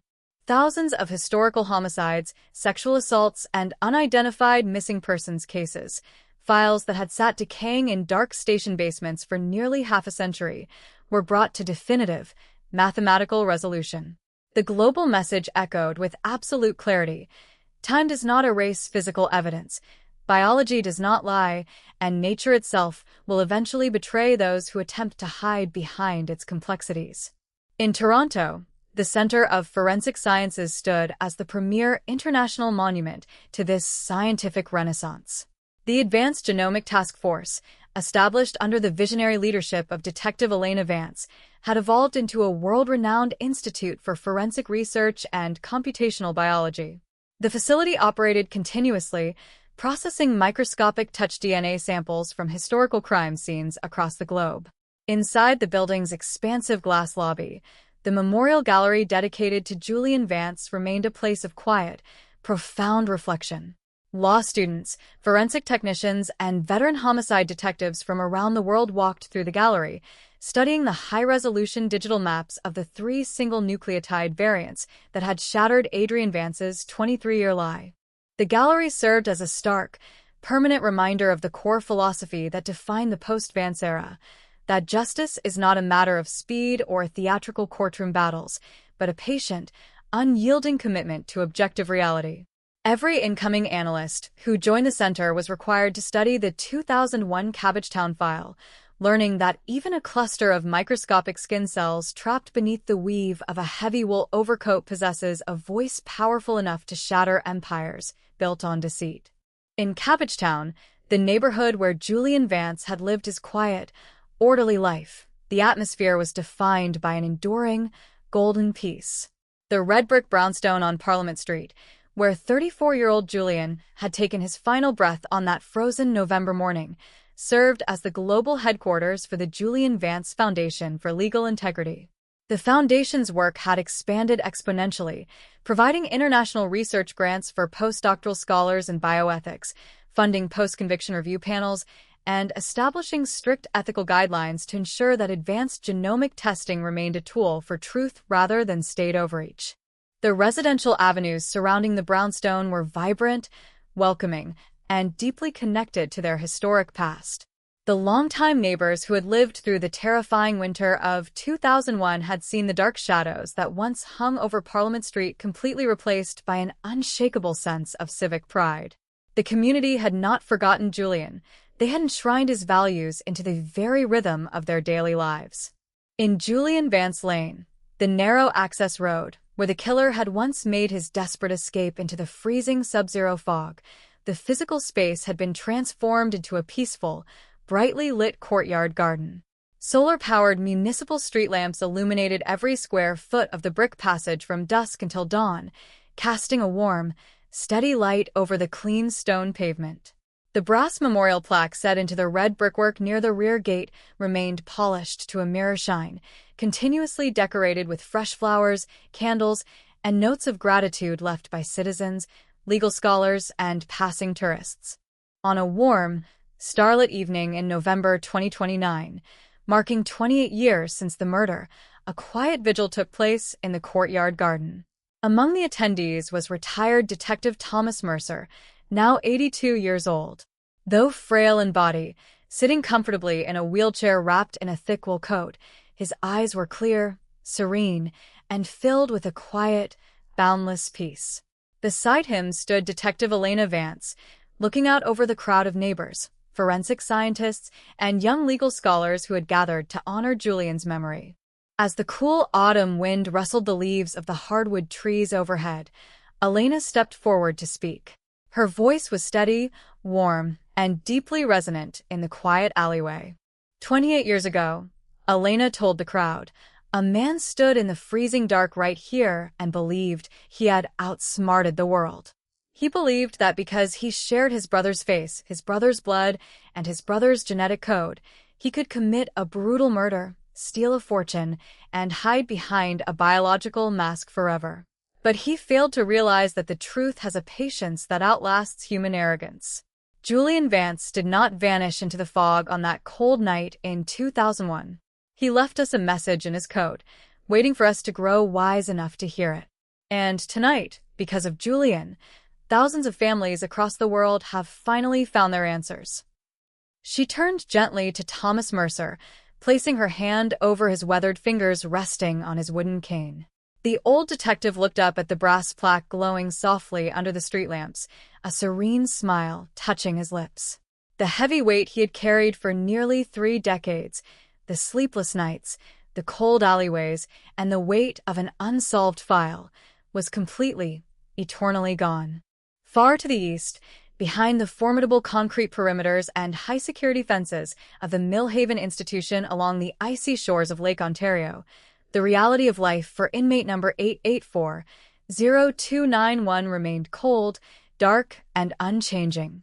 Adrian Vance spent his remaining days in total, self-imposed isolation within a secure medical unit. Stripped of his wealth, his stolen identity, his freedom, and his name, he existed as a forgotten, numbered prisoner in a federal database. His arrogance had constructed the very cell that would hold him for the rest of his natural life, leaving him trapped in a quiet, living tomb built by his own sociopathic greed. As midnight arrived over the city of Toronto, the night sky was clear and bright, casting a gentle starlight over the towering glass spires of the financial district and the peaceful, historic streets of Cabbagetown. Red streetcars chimed softly as they moved down Parliament Street, their metallic wheels clicking rhythmically against the icy rails. Down in Julian Vance Lane, the night air was still and calm. The brass plaque near the rear gate caught the soft glow of the municipal lights, shining steady, clear, and eternal against the red brickwork. The dark blue Ford Crown Victoria was gone. The freezing fog had cleared forever, and the cold case that had haunted a city for nearly 3 decades sat enshrined in the permanent, unyielding light of justice, a story fully, completely, and eternally told. The dawn of the 2030s marked the final, unassailable elevation of the Vance investigation from a historic legal precedent into a permanent pillar of global human consciousness. What had begun on that bitter, slush-laden morning of November 22, 2001, as a calculated act of monstrous greed in a dark Cabbagetown alleyway, had completed its journey across 3 decades. The dark blue Ford Crown Victoria idling in the sub-zero mist, the single keycard bypass at the financial tower, and the phantom footsteps vanishing into the Parliament Street fog were no longer symbols of a killer's cunning. They were preserved as the opening acts of a monumental scientific and legal turning point, the exact moment when human deception reached its absolute limit against the patient, unyielding reality of the physical world. Across the international landscape, the systemic evolution born from the investigation continued to reshape law enforcement at every level. The Vance protocols were no longer merely a specialized toolkit for rare twin homicides or complex familial genetic cases. They had become the universal baseline for physical evidence processing across the developed world. From the Federal Bureau of Investigation in Washington to Interpol headquarters in Lyon, standard operating procedures required that any biological sample recovered from a major crime scene be subjected to immediate microfluidic extraction and next-generation whole genome sequencing. The old reliance on superficial STR markers, the broad-stroke genetic testing that had allowed Adrienne Vance to walk out of police interrogation rooms in 2001, was viewed as an archaic relic of a bygone era. Because of this shift, cold cases that had languished in dark storage archives for 40, 50, or even 60 years were brought to swift, mathematical resolution. In cities across North America and Europe, the ghosts of forgotten crimes were systematically given names, identities, and final legal judgments.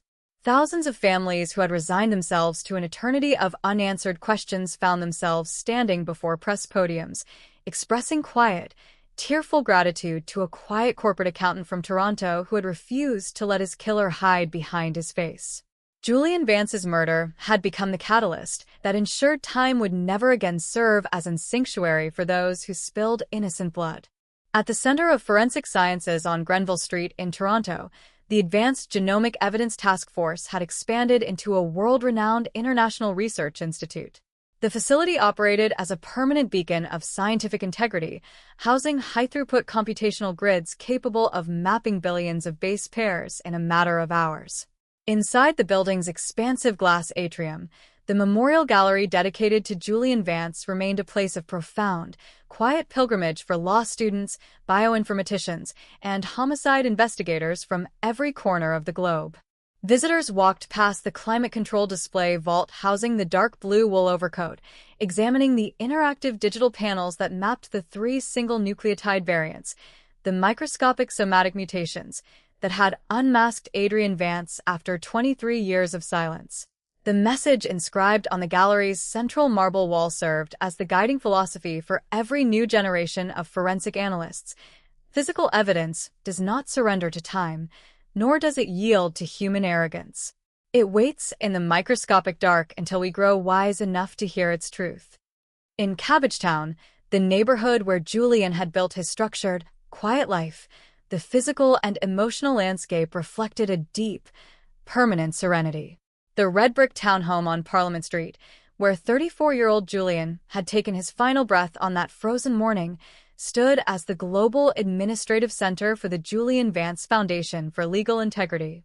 The foundation's reach was vast, funding international fellowships in forensic ethics, supporting innocence projects worldwide, and establishing strict bioprivacy guardrails to ensure that advanced genomic mapping remained an instrument of absolute justice rather than state overreach. The residential streets surrounding the brownstone, once shadowed by the chilling realization that a cold-blooded murderer was walking among them wearing his victim's face, were vibrant, warm, and filled with civic pride. The longtime residents who had lived through the terrifying winter of 2001 had seen the dark, lingering fear that once gripped Parliament Street replaced by an enduring legacy of hope. The community had not merely survived the tragedy, it had nurtured the light that came out of it. In Julian Vance Lane, the narrow access road, where the killer had once made his desperate escape into the freezing fog, the physical space had been transformed into a pristine, brightly lit courtyard garden. Automated, solar-powered municipal lamps illuminated every square foot of the brick passage from